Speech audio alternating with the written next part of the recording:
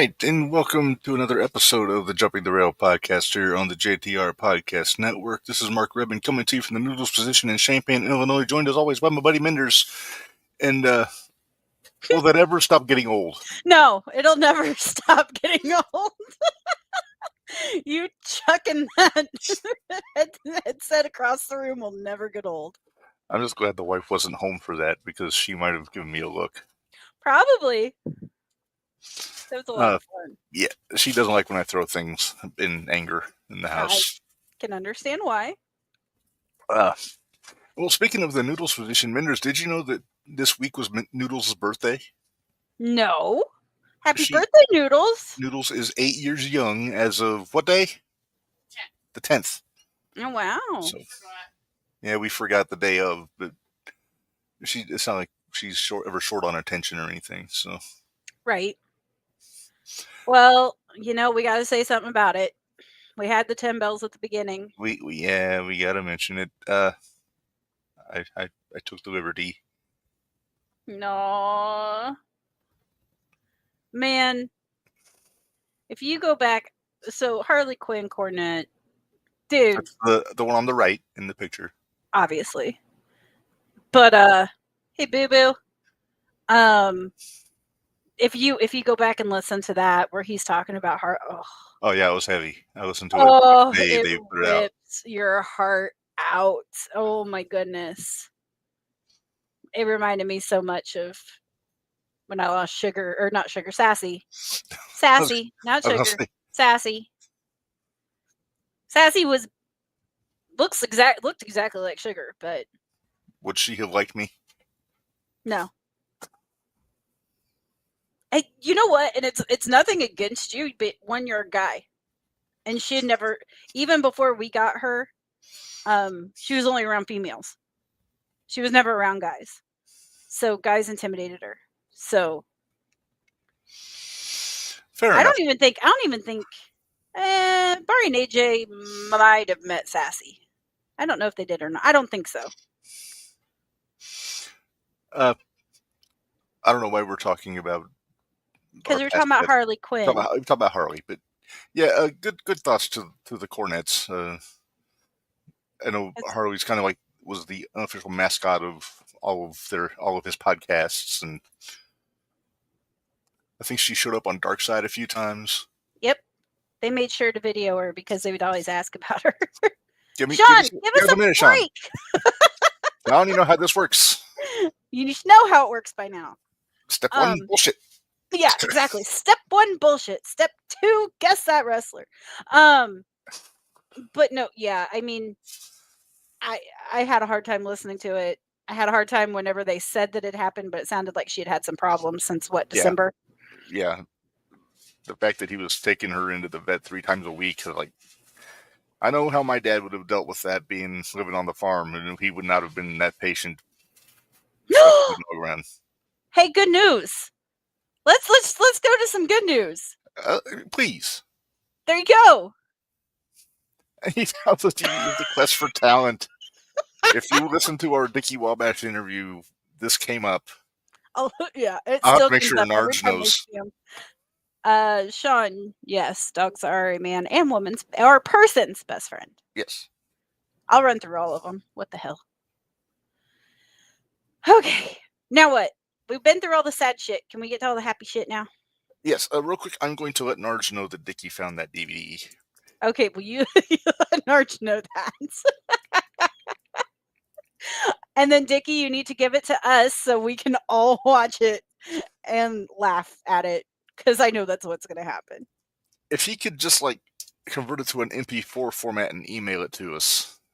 Hey, you know what, Dickie? Just a big shout out to you guys on Mad Bash on Paid Show. I got to mention. It's no secret your affection for Joel Gertner. Something like that. He makes me cringe a lot. He does. Yeah. I enjoy cringy Gertner, but I don't. Sometimes it's just especially when he gets that shit-eating grin on his face after he says something that he knows is ridiculous. Right. Exactly. All Minderz, let's get down to some business here. right. All right. First things first, we got to check your brain. Oh Lord. I think you're going to find this one easier than the last few. I mean, granted, last week was really easy because I forgot to take the guy's name off the picture. Yeah, way to go on that one. Yeah, I know I've kind of failed there, but this time there is no name on the picture. This time I checked. Didn't leak paywall. I just said I told him go check you out on Patreon. Kiss it, Dickie. Let's go. Oh no, that would merely be for our amusement, not we wouldn't be putting it up on anything. Yeah, we're not putting it up on anything. All right.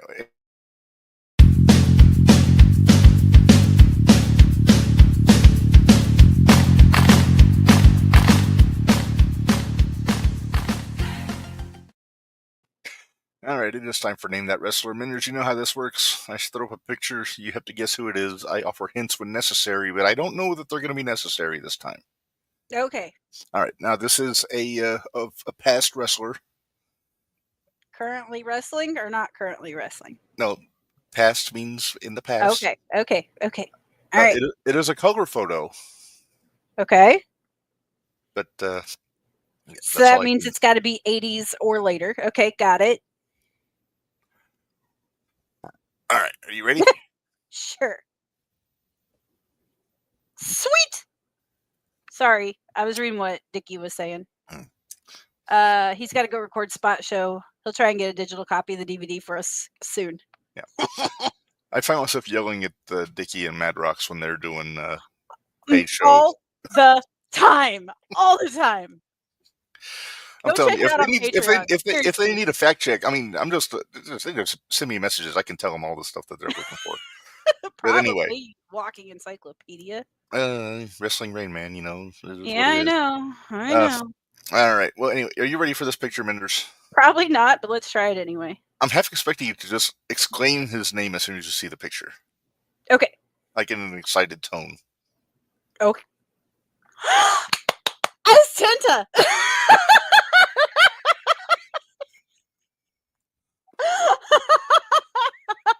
That is the ever handsome John Tenta, aka the Earthquake. Back when he had a full head of hair, no beard. Right? This looks like it was taken when he was a young boy in All Japan, judging from the shirt. I'm thanking my lucky stars of how many times I've watched that Dark Side of the Ring. Yeah, why did he have a dark side of the ring? He was a very positive fella. I think it was because of what WCW did to him. Well, that could be anybody in WCW. Oh, I know, but I really think that's what a lot of it was that. I mean, Shark. Come on, Shark. Well, yes, or the kilt when he was on Piper's. Yeah. For the record, we were going to do something today. We were going to do like a side-by-side comparison between WCW and today's WWE, but we're going to put a pin in that until we can get Barry on with us. He was supposed to come on with us for that because he's our WCW guy. Gotcha. So since he was kind of under the weather today, he's going to sit this one out. And speaking of the devil, right? This baby Huey impression. So that'll be coming at some point. In the meantime, we got to talk Hoots and Judies here, Minderz. We do. Well, would you like to go first on the Hoot side? Sure.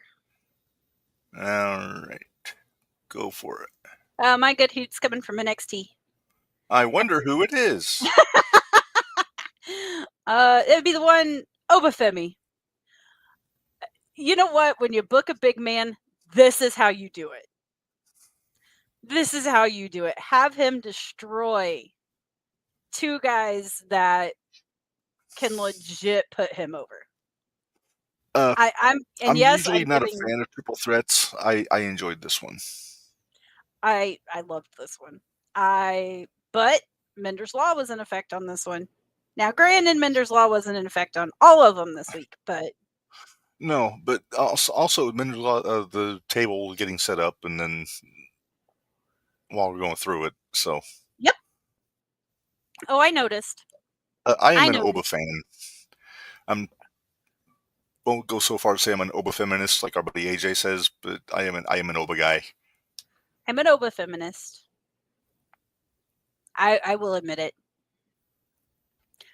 There's just something about him. There's something about I just don't want him to screw him up. No. Which makes me glad Vince isn't around, because Vince would have ruined him. Oh yeah, by now. Yeah, he would have been ruined. Yeah. Well, we'll get into more NXT stuff after we get done with all of the preamble that we usually talk about here. But my good hoot is a feel good hoot. I'm gonna call this. Okay. My good hoot is actually one Chris Bay, who posted a video this week of him walking, which is a huge progression. Awesome. Yeah, it was on his birthday apparently when he posted that video. And considering from what I heard, when he got hurt, they told him he might never walk again. Right. And to be like, number one, he looks great in this picture. He does. And he does. And sounds like he's getting where he can go out and about here and there, and his rehab is going well. So hopefully, I mean, wrestling aside, hopefully the guy can just have a good quality of life. Right. Going forward. If he can wrestle again, fucking fantastic. But if nothing else, if he came back as a manager. Right. Something. He'd be a trainer. Although it could be like some of the guys, they could do that stuff, but they just don't. They aren't feeling it. Mm-hmm. So I hope he's able to do whatever he needs to do. Right. To stay happy. Yep. Let's leave it at that. I wouldn't mind seeing him eventually get back on the con circuit and make some appearances, make a little extra scratch that way. There you go. But again, who knows? I mean, given enough time, maybe he'll be 100% and back in the ring. But remains fingers crossed. That's our hope. Fingers, toes, eyes, everything. We're crossing everything. All right. Well, Minderz, let's go on to our good Judy. And you have co-Judies this week, from what you told me. I do have co-Judies, and I had to. I'm going. It's still Vengeance Day, NXT. I'm giving it to Fallon and Stephanie because that was a hell of a match. I enjoyed that match so much. That was a really good match. I hot take. I enjoyed it more than the main event. So there's that. The main event was the three-way. Cora. Yeah, no, it was. Oh no, that was Cora and Roxy and. Yeah, it was the women's match. Yeah, which was still very good. It was good, but I enjoyed the North American Championship match better. Yeah, maybe because it was one-on-one. Probably those multi-man matches or multi-person matches, I should say. Yeah. So. Yeah. That's it. We'll talk more about that again. Later. Minderz Law applied there too. Champion retained. No. Yes. Yes. Yes. Okay. Minderz Law did. Okay. Yeah. In the 4-way. Yes. Not in the match. Your Judy match. Right. Right. That one we got a new champ out of, but we did. Yeah. My Judy, believe it or not, is coming from AEW, and it's coming from this past Wednesday mainly, but she also had a pretty darn good match on Saturday at Grand Slam, and that is one Ms. Harley Cameron. You know what? She did do a decent job against Monet. Mm-hmm. And I find her fascinating. I mean, did you watch this promo? I watched parts of it. Are you talking? Oh, not this one. No, I saw the one where Puppet Monet, Mini Monet, challenged her to the belt match or whatever. Okay, so she can do ventriloquism. I didn't know she can speak Chinese. I didn't either. She's a regular Renaissance woman, this Harley Cameron, with apparently a lot of free time to learn all this stuff. Apparently, well, yeah.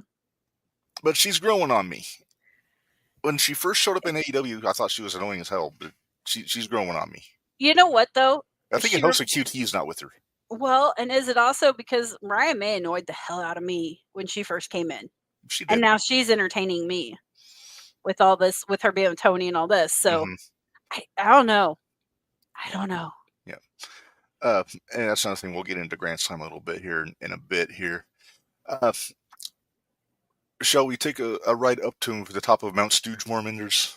Yes, because I'm curious to see who it is, because I've got one that I kind of thought of too from last night that I made a comment in our group chat, and Nobody answered me about it, so. Was it one Rod Zapata? Mm-mm. Okay. No. So it wasn't the referee in the main event. No, dumbass.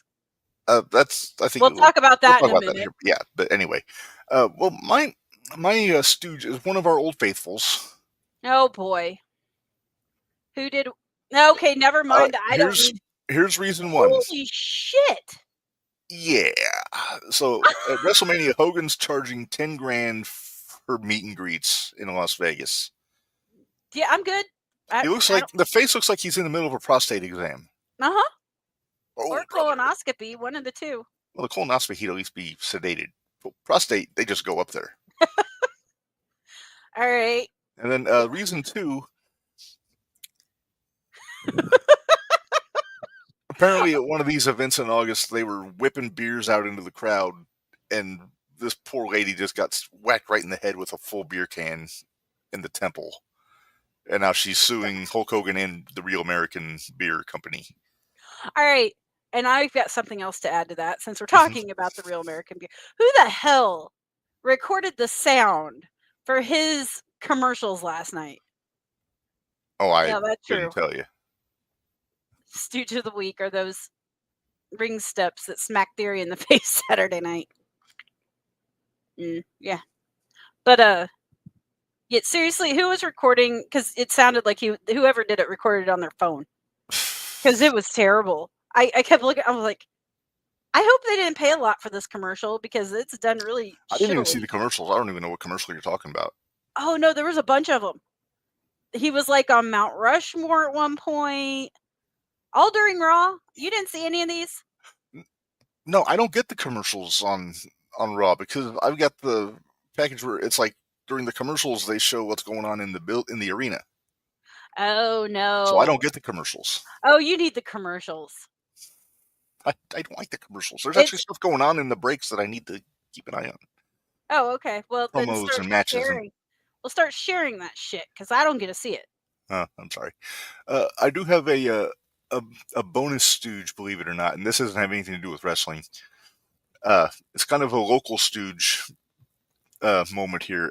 Last week at the State Farm Center during the Illini game, they were retiring the jersey of Terrence Shannon Jr., who was there a couple years ago. Mm-hmm. And I'm just going to show a picture from the ceremony. I wanted to see what your immediate reaction is to this, Minderz. You may have seen this already, but... Come on. I mean, really? Come on.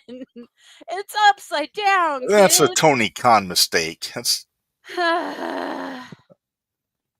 terrible. Why? Yeah, and apparently the athletic director took all responsibility. But you got to kind of put some of the blame on whoever's job it is to mount the fucking banner on the thing. Yeah, no shit. What were they thinking? Yeah, so you kind of made U of I kind of the laughing stock of everyone for a few days. Well, and they kind of played that way too when they played Michigan State. Yep. It's either here or there. Sure did. So who was your stooge you were thinking of, Minderz? Oh no, it was the same one. Oh, Hogan? Yeah, I had Hogan as my stooge of the week. But for a completely different reason than the two that I presented. Correct. Gotcha. Okay. It was because of the really shitty ass commercials that were on last night. And I'm curious. We'll have to talk afterwards. I'm curious to know how much you pay for Netflix in order to get the commercials taken out. I think it's like $15.99 a month. Yeah, I pay more than that. Why do I not get the commercials taken out? I don't know. Interesting. Okay, anyway, let's move on. All right. Well, let's get into... where do you want to go? Oh, let's talk about Vengeance Day first. I didn't. Hang on, I'll send it to you. Please. But wait, do you want to talk that, or do you want to talk? Well, yeah, let's talk Vengeance Day, because Sean's chomping at the bit. Yeah. Plus, Vengeance Day happened before. Technically before Grand Slam was aired. Correct. It didn't happen before Vengeance Day before Grand Slam, because Grand Slam happened like at 5:00 in the morning. Yeah. Okay. Because I know you were messaging us saying, I'm already getting spoilers, and I'm like, I'm just staying away from the internet. I won't have to worry about it. Yeah, it was a rookie mistake on my part that was on Facebook in the morning. But coming your way here. Okay. Hey, Minderz, before we get into all that stuff, you want to do Expo updates? Ooh, I can. Crap. That's why I had that open. Damn it. Give me just 1 second and I will get there because I had it all pulled up and ready to go, and then I frickin' closed the tab on my computer. I'm an idiot. I hate this damn music. Trombone.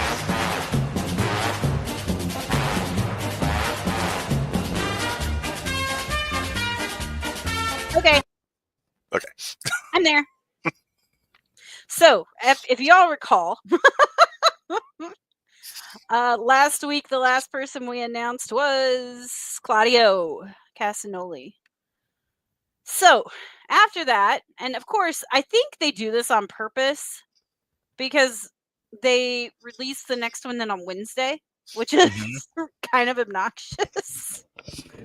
But they have announced the addition of the Hall of Famer Rikishi to the Superstar roster. I'm hoping you go and get a picture with him, just so you can do it right. I'll just do this. Wait, I can't see. Hold on. All right, what were you gonna do? Nope, don't do that. I'll do this. Okay, that'll work. Yeah. You have to remember I've got you on a different tab than what I'm reading off of, so Gotcha. I can't see you. All right, Rikishi. Then we have, it is with great pleasure we announce the addition of SCX star Sergeant Ledbetter. Hey, Sergeant Ledbetter. He will be there. Most recognizable faces. I applaud you for not butchering his name. I thought about it. He's known for more than his scathing promos than he is. He's known more for his scathing promos than he is for his honorable tactics in the ring. Never known not to take a shortcut, Ledbetter has done battle in the SCX ring with legends like Duke Drosy, Shane Douglas, Tommy Rich, and the Headbangers. Does the Sarge have what it takes to become victorious at SCX 5? Only time will tell. I kind of wish I would have seen the one with Ledbetter and Duke Drosy. Me too. Kenzie Page from NWA is going to be there. Very nice. I believe women's champion in the NWA. It is. We're happy to add the NWA Women's Worlds and one half of the NWA Women's Tag Team Champions. Yeah, I know that gets your goat sometimes, Minderz. Yep.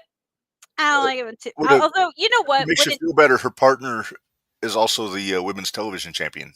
Oh, good Lord. Okay, but here's the thing. In my opinion, it's different when it's not the main, when it's not the main, like AEW or WWE or TNA. I can handle it being NWA or like ECW or any of those. Yeah. Reb. Yeah. Huss. John Nord has been added. I'm so excited. That's awesome because number one, we get to meet the guy because he was kind of a false start on the pod. We were having issues with him, and we have not had a chance to get him back on yet. So I'm looking forward to talking to him and meeting him and all that good business. So I'm excited to talk to him about Lynn. I think that's going to be fun. Great if you can book the grappler for this. Well, I'd love it. Crash Jackson. Okay. He will be a new face to the Squared Circle Expo, but definitely not to professional wrestling. The current reigning Wrestling Revolver Remix champion, Jackson is ready to take on all fighters from SCX and beyond. We are excited and honestly a little scared having a big man make his SCX debut this coming April. I like that Wrestling Revolver. I don't know how much you've seen of it, Minderz. I've seen some, not a lot, but I've seen some. Sammy Callahan's promotion in Iowa. Ah, okay. And our buddy Cat Carter is a referee there. Nice. I know this one popped you because you were fangirling out when this one got announced. Dean Malenko is going to be there. There's no intro that I can do that's worthy of him. Of 1,000 holds. I hope we catch him on a good day. I do too. I really do. I hope he's having a good It's day awesome that that day. he's going to be there.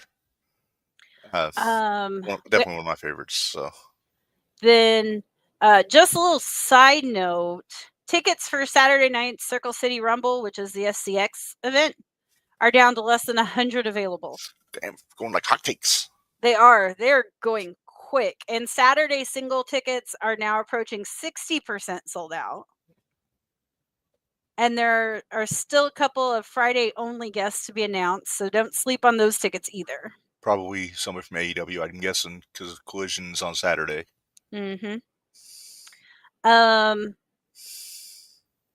Furthering Squared Circle Expo's partnership with the National Wrestling Alliance, we are proud to welcome AJ and KC Kazana. Yeah, with their pops, Joe Kazana. With their pops, the Country Gentlemen. They're a very good tag team in the NWA. And Joe also runs Joe Kazana Promotions, one of the NWA territories in Tennessee. Very nice. Next, we have a veteran of not just SCX, but of the professional wrestling business as a whole, Tim Lutz. Lutz or Lutz? I think it's Lutz. Is it Lutz? Okay. There's not an umlaut over the U, is there? No, but I had a classmate and it was Lutz. I'm going to go with Lutz until he corrects me. Okay, Lutz has been a wrestler, a manager, a promoter, and every other position one can have in this business. He hasn't found a lot of luck yet in this SCX ring. Yeah, caught it. But his Guinness World Record holder, I want to know what he holds the Guinness World Record for. For Guinness. And yes, we are serious. Plans to make that change this coming April. Okay. And then I'm hoping this one pops Bari. I'm not sure if it will or not. But the youngest men in professional wrestling are making their SCX debut this coming April, thanks to our friends over at Pro Wrestling Tees. And that is the AEW stars, the Outrunners. Yeah, I'm actually kind of psyched for this one. I kind of am too. I'll have to get a picture in my Zubaz. There you go. Dude, how many different outfits are you going to have to take to this? You make it sound like I'm a fancy man when you ask me a question like that. How many outfits? Well, how many outfits are you taking? I'm gonna take probably a stack of T-shirts. I sweat a lot, as you know. Oh, so I know. I'm gonna have to roll through some T-shirts, and then. And you got to make sure to bring your X-Bombers T-shirt, and you got to make sure to bring your Jim Cornette T-shirt and Turbo Magnum, as Barry says. Well, Barry says he's bringing a suit if they're doing a Hurt Business picture. Oh, I know. And I'm going to look like one of these things is not like the other. I'm really good at doing that, by the way. Yeah. You and Greg Jovi can bond over that. Oh, that's true. We can. That's tomorrow night. That's tomorrow. Now. Have to make sure you have the picture handy. Yeah, I will.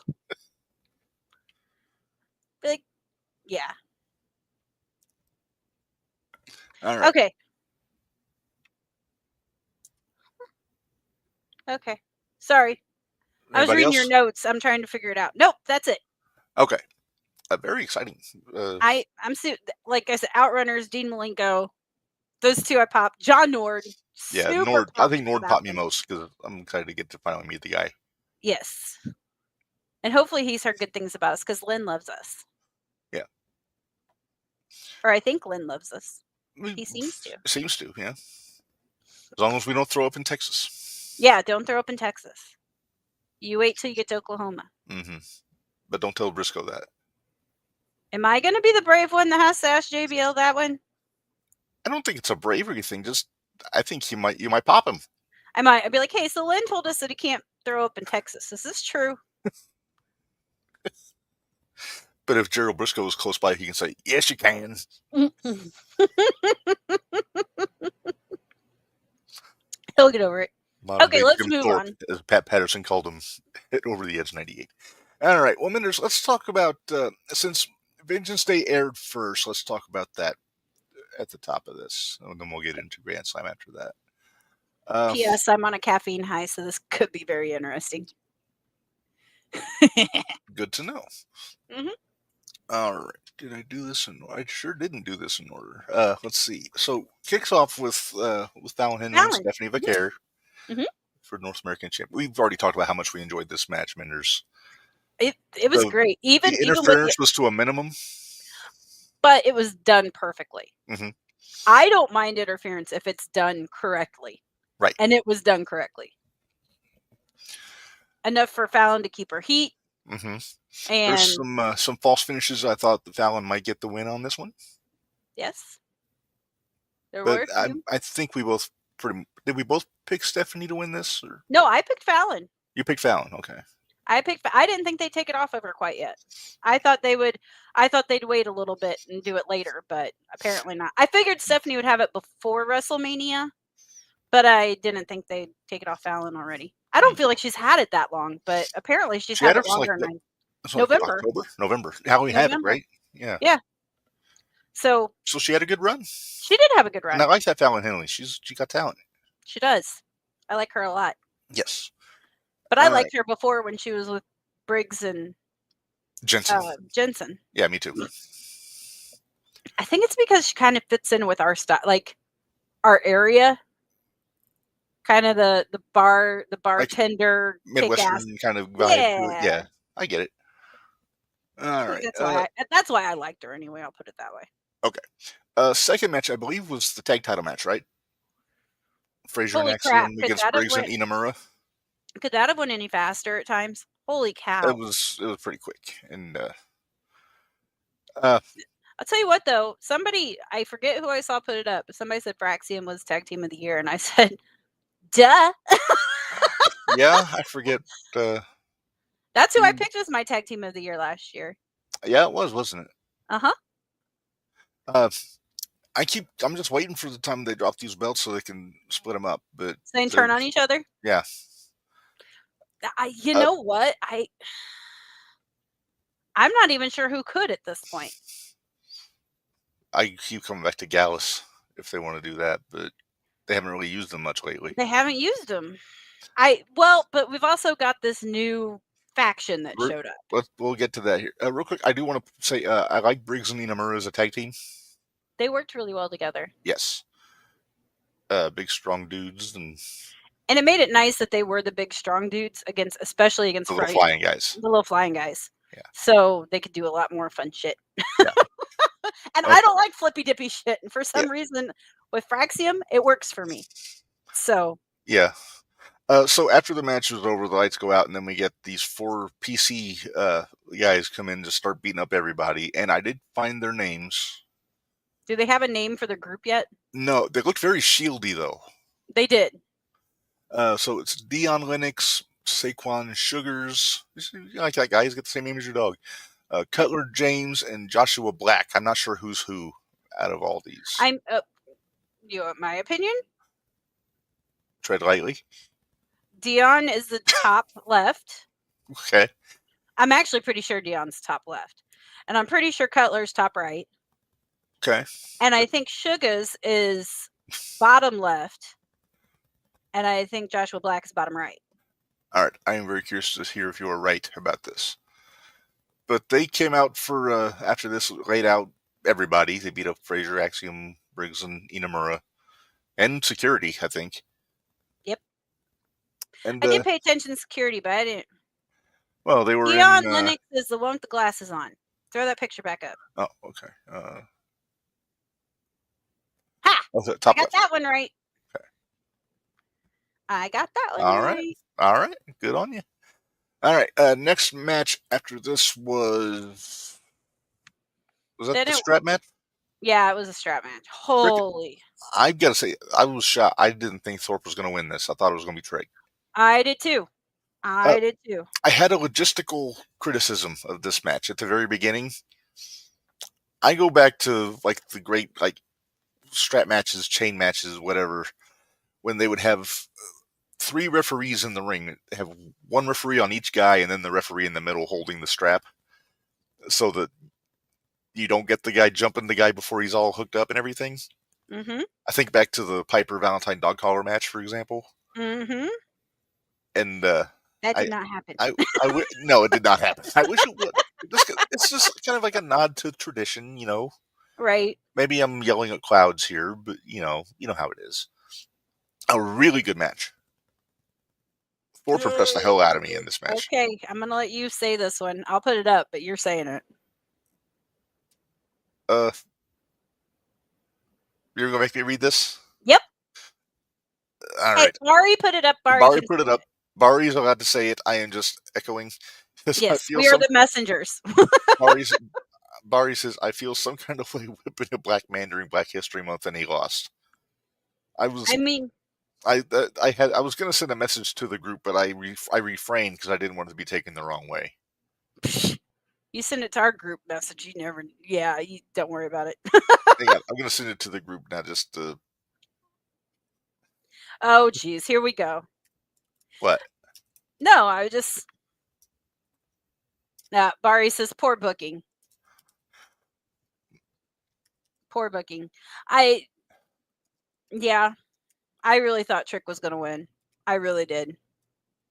All right, Bari, I'm putting this in the chat. Don't hate me if you are offended. I don't think you will be, but Bari won't be offended by you. I promise. Bari loves me. He's my buddy.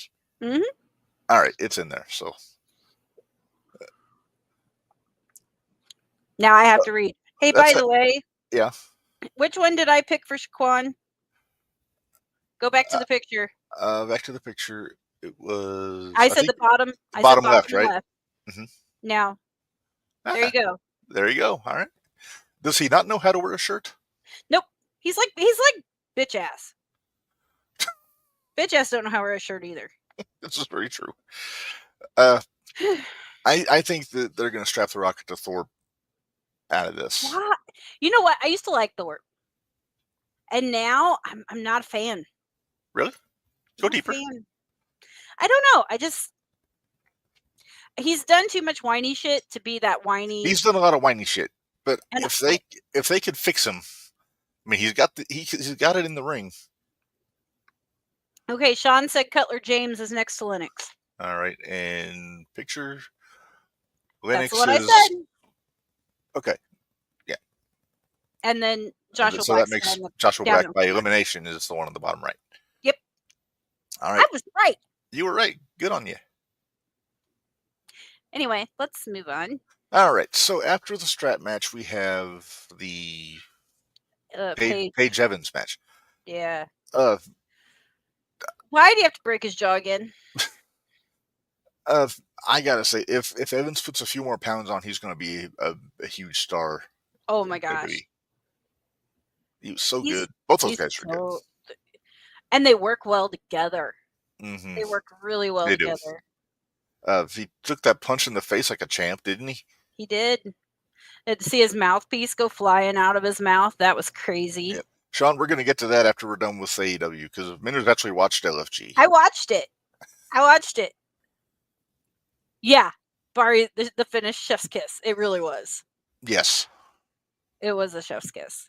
Very well done. And the part where he caught his ankle in the stairs. Because Evans sold that like $1 million. Mm-hmm. Oh, it was so good. Mm-hmm. I was very proud of both those boys. They did a very good job. Yes, very much. Not good enough to earn Hoot status, because Hoot is next up. Next up, title match: Obafemi versus Grayson Waller, Austin Theory. I almost said Tyson Theory. I don't know why, but you want to make someone look like a beast. This is how you do it. I liked how they played up the dissension with Theory and Waller. I did too. How we're going to work together. Mm-hmm. So I just hope this actually means they're splitting them up. I don't know. They were on Raw last night, and they were doing an interview together. They seemed like they were all chummy, but then Waller kept kind of butting into the interview and talking over Theory a little bit. So maybe they're planting a little seed there. Plant some seeds. Let's do this. I don't know if I'm ready for a babyface Austin Theory, though. He's so good at being the unlikable heel. So why not make him the heel instead of Waller? I can't buy Waller as a babyface. True.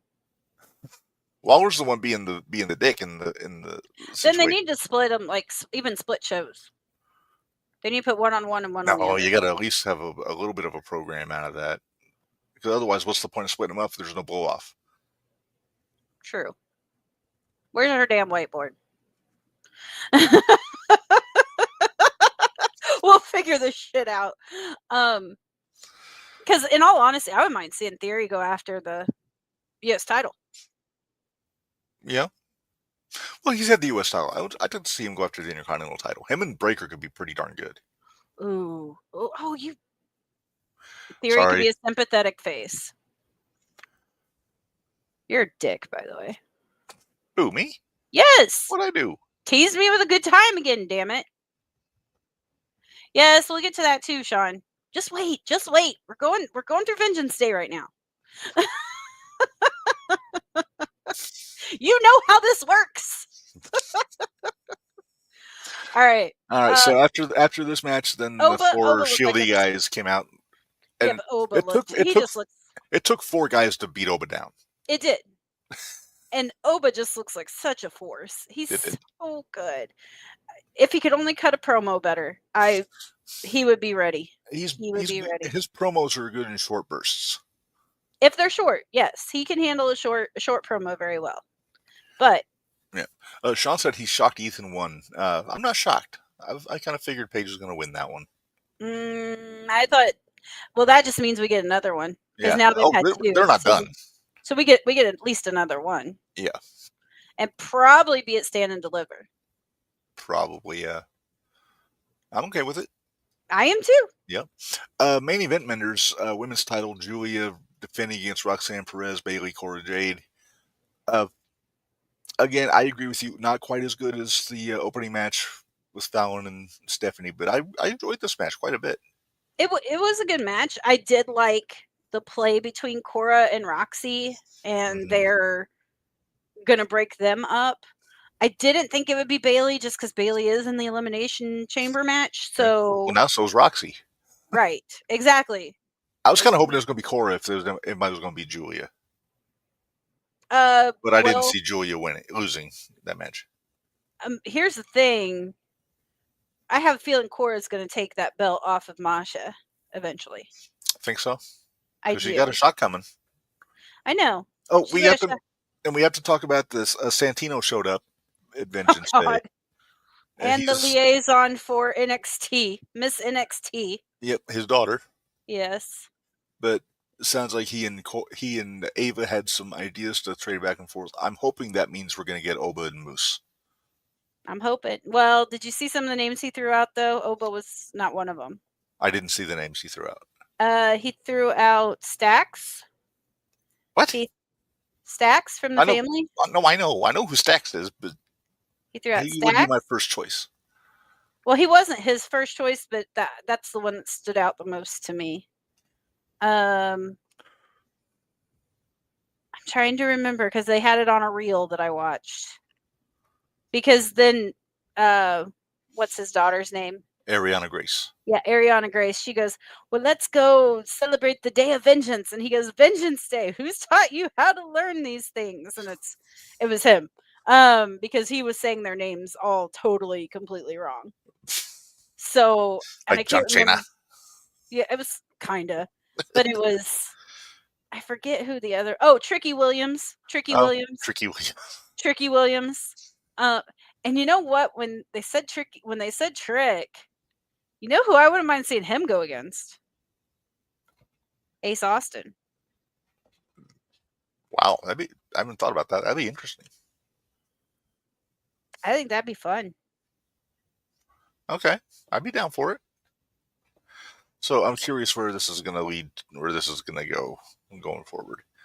After the main event's over, Julia wins, and then Stephanie comes out, and they're both holding up their belts in the ring, and you can see Stephanie kind of eyeing that women's title a little bit when they're in there. And then, sure enough, what happens, Minderz? Jordan came out. Yep. Jordan Grace came out. Yep, and she was. We are NXT shirt. She is officially signed to NXT now. And she was putting the stink eye on both of those belts in the ring too. So I'm curious what this means for Jordan. Yeah, well, I have a feeling she's probably going after Julie, I'd imagine. I feel like she needs to start with North American. I feel like she needs to go after Stephanie. But here's the problem. I'm not sure who they're going to have go after Julia. Unless it's Cora. Cora didn't get pinned. Ooh, or it could be Jordan goes after Julia and Cora goes after Stephanie. Could be. Oh, it also kind of depends on if Cora gets the TNA belt from Masha. That's true too. Because if Cora beats Masha, Cora can come back, rub it in Jordan's face how she beat Masha, but Masha, I'm holding your title now.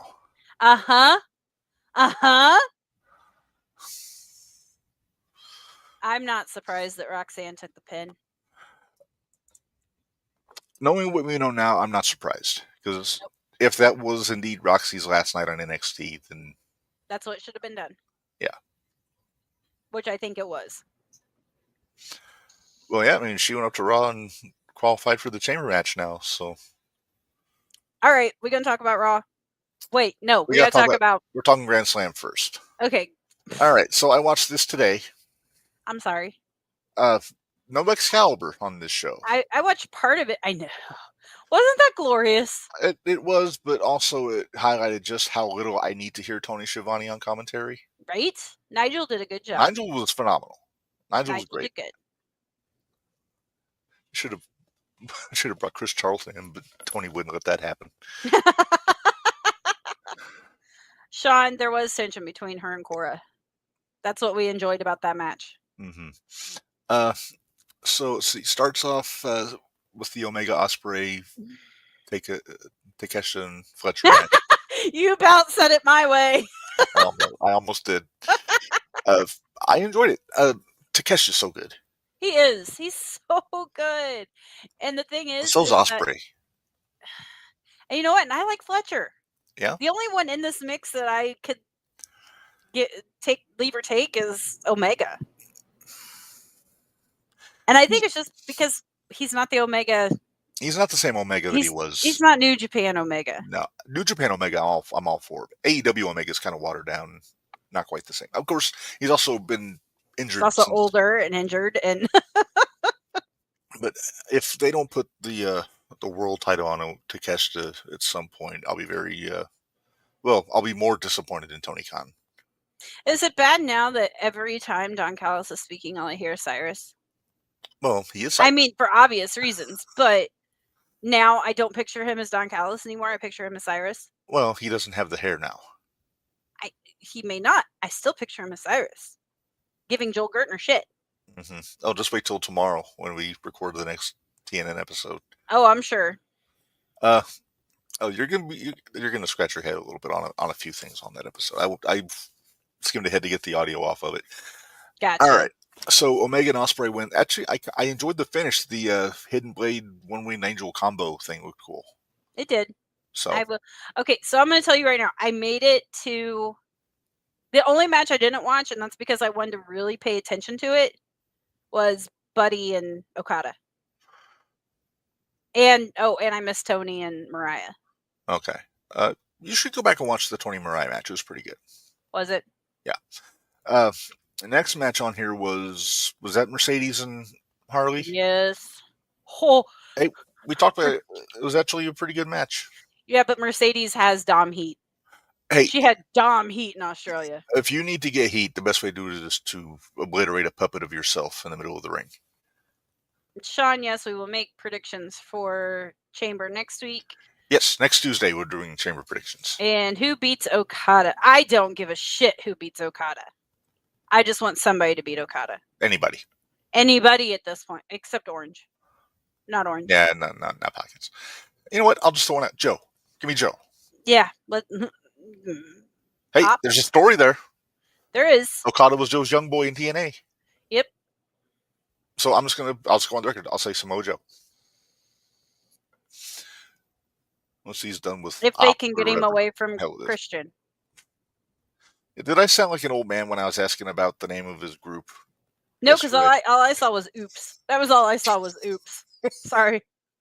I thought I went to Naughty by Nature. I was like, is this like OPPs?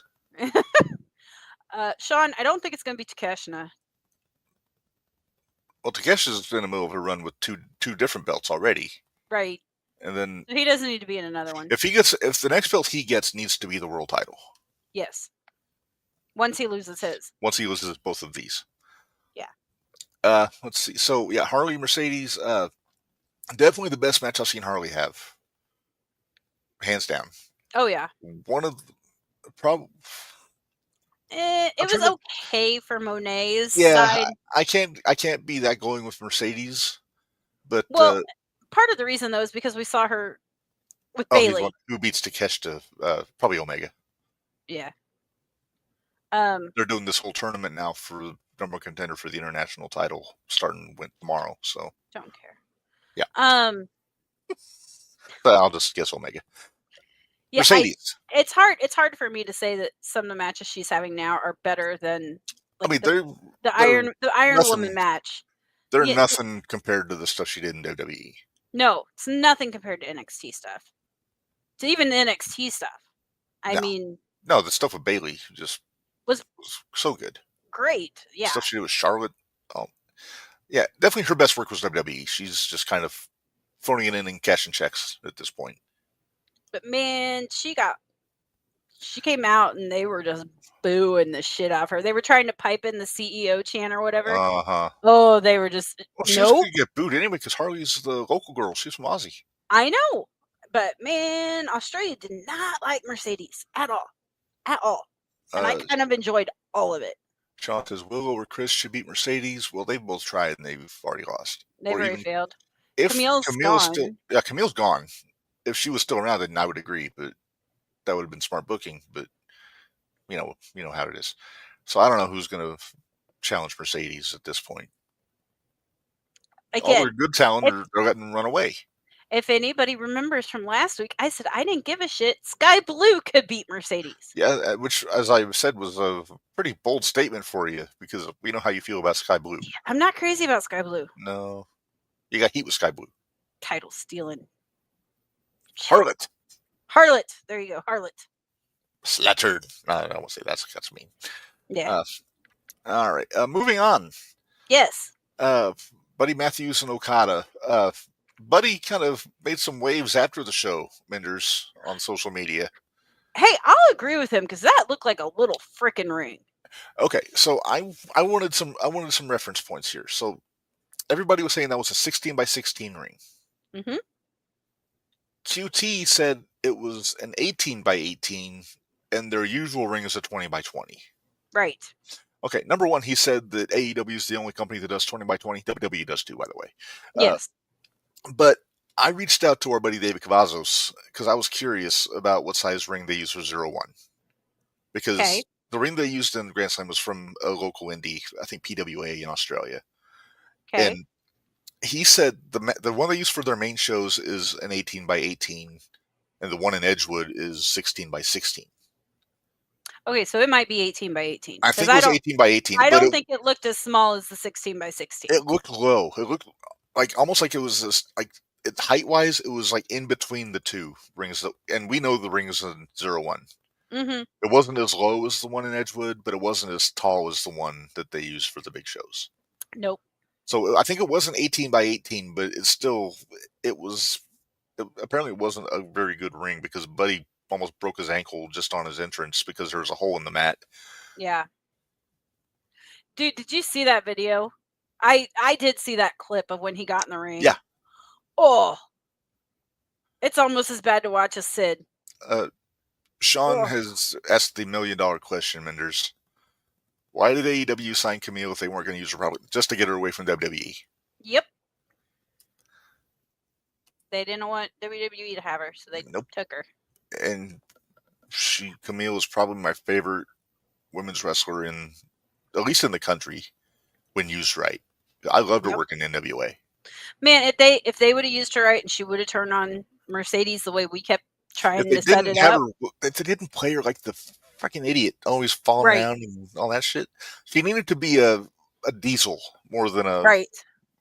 China. She needed to be China. Yeah. Instead of just, like, they made her a clumsy oaf, like when they made Natty a gas bag in WWE. Yeah. Yeah.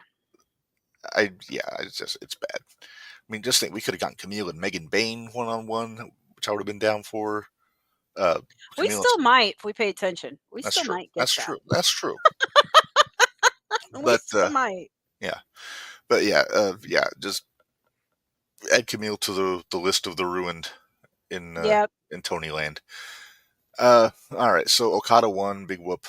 I'll tell you what, Buddy out wrestled him even on one leg in that match. No, I can imagine. Buddy's damn good. Buddy is really good. He's so good. And he the just matches gets he had lost. against Black in WWE.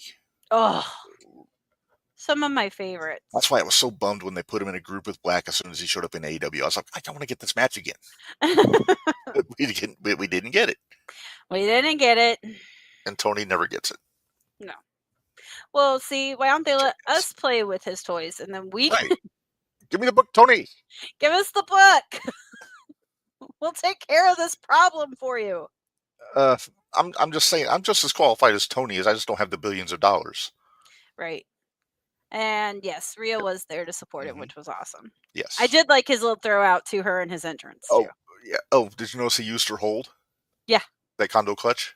Yep. And Nigel even kind of referenced it. It's like, so. Wow, that's impressive. He said it was a tribute of sorts. He didn't say to who or whom, if grammar police were out there. All right, well, let's move on. The semi-main was the Brisbane Brawl. That damn toothbrush came back out, didn't it? The Toronto toothbrush was out and about, I believe. Oh, jeez. How did that clear customs, by the way? Not sure. But yeah, we got Moxley and Claudio against Copeland and White, and it was kind of what I expected it to be. It was just madhouse kind of thing. You know what? I take that back. I think I made it to that match, and then I shut it off. A little too much fuckery. Yes. Of course, Useless had to come out and interfere, and Marina. Blah, blah, blah. Yeah, same old shit. Same old shit, different day. And so Edge got pretty much dominated and beat at the end of this match. So how do I buy him against Moxley on the pay-per-view? You can't. You can't. And I hate that because I like Cope. I know you do. I don't like what he's doing. You can't cope with how they're treating him. It's tough. It's really tough. I wish that he's trying to be too nice. He's trying to put everybody over. And he needs to stop it. If he's gonna be stop it. If he's gonna be the badass, because I feel like he wants exactly not the Cope. bad Cope. I feel like if he wants to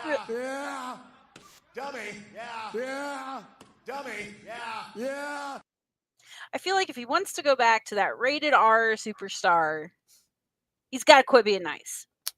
He's just got to quit being nice. I get so frustrated. Edge needs to ditch FTR. Christian needs to ditch the patriarchy and just put them back together again as heels. Or put them against each other again. No, put them as a tag team. As ENC? As ENC, as heels. Nice. Okay. I'm no crap. It'd be CNC now. And there's no way to get away. There's no way to get around it. It's CNC now. Or it could be C cubed. C cubed. Oh God! Don't give Tony ideas. If we get a C cubed tag team, I might have to hurt you. But okay, what was next? Because that ended. Moxley kept the belt. Blah blah blah blah. All right, main event time. Women's title. Toni Storm and Mariah May. I enjoyed this match. We both called this one because I said Tony was going to win because I didn't think there was no way Tony's not winning. Yeah, not in Australia. Home. Yeah, no. Didn't win with her finish. There's some false finishes. She went with a roll up, which I like because I wasn't expecting it. Right. But now Tony's a 4-time women's champion. She's the first one to do that, so mazel tov. Yeah, I mean, nice main event. The crowd went home happy. Well, that's all that really. Besides being frustrated with all the other crap surrounding this pay-per-view-ish show. Pay-per-view-ish show. Well, they thought it was going to be a pay-per-view. Wound up being a TV. And I know Tony never actually said it was a pay-per-view, but he never said it wasn't. I'm sorry, it irritates me that he names just regular shows. Yeah. And they're not even really good names. Winter is coming. Yeah, they suck. I don't need to hear about the sexual habits of Johnny Winter.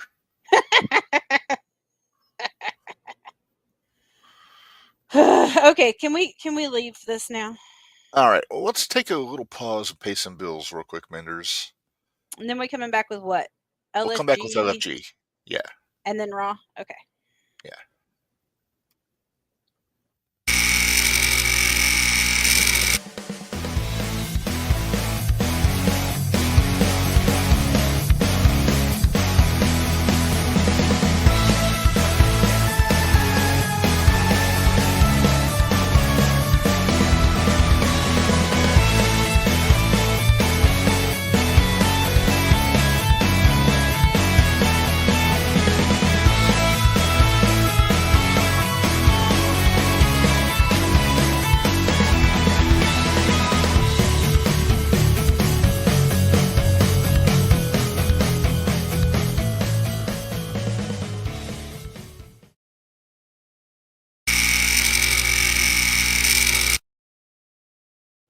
All right, we are back, and apparently we are being asked to talk about SmackDown too. There's only like one thing we need to cover on SmackDown. There's a couple things I think we can get in. Number one, Priest qualified for the Chamber. Right. So now we get that, but now we get that face off between. They can push that Drew and Priest thing. So I'm kind of excited about that. We got the tension between the Bloodline, Jacob and Solo.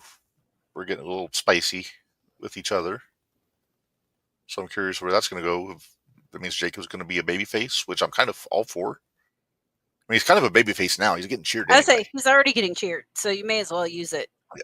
But I think the crowd will tell you what they want. So yes, well, I think the main thing that Sean wants us to talk about is the video that Nick Aldis showed.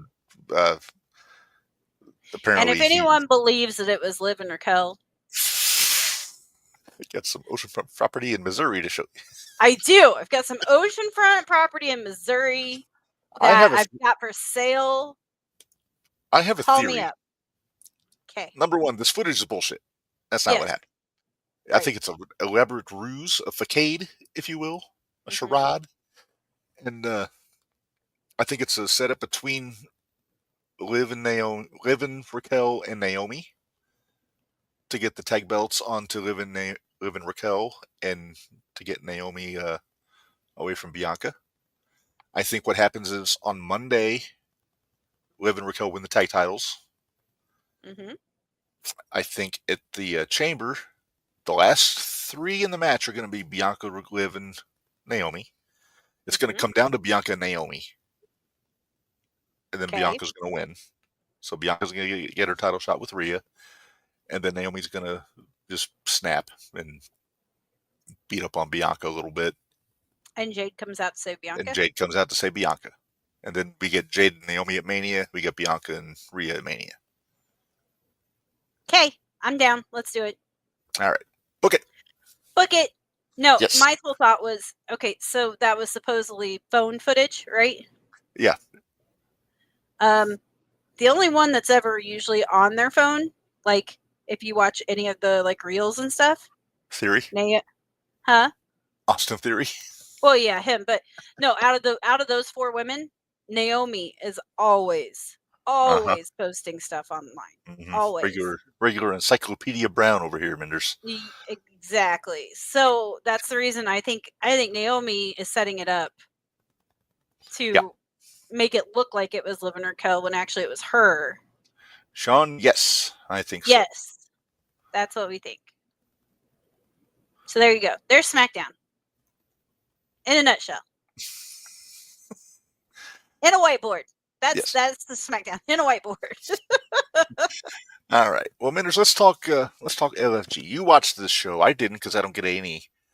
Mm-hmm. Your impressions. First off, let's run down the list of all of the talent, the future greats as they call them on. Yeah, that's what LFG stands for. Legends and future greats. Sure, that's what it stands for. Sure. All right. So we have Sean asked, so would those three be a team then? no. I think it's No, they're not gonna be a team. I think they're just a means working to an end together. to get the belts on to Liv and Raquel. Yep. Okay. Okay. So here's the list of names here. We got Braden, BJ Ray, Dick. and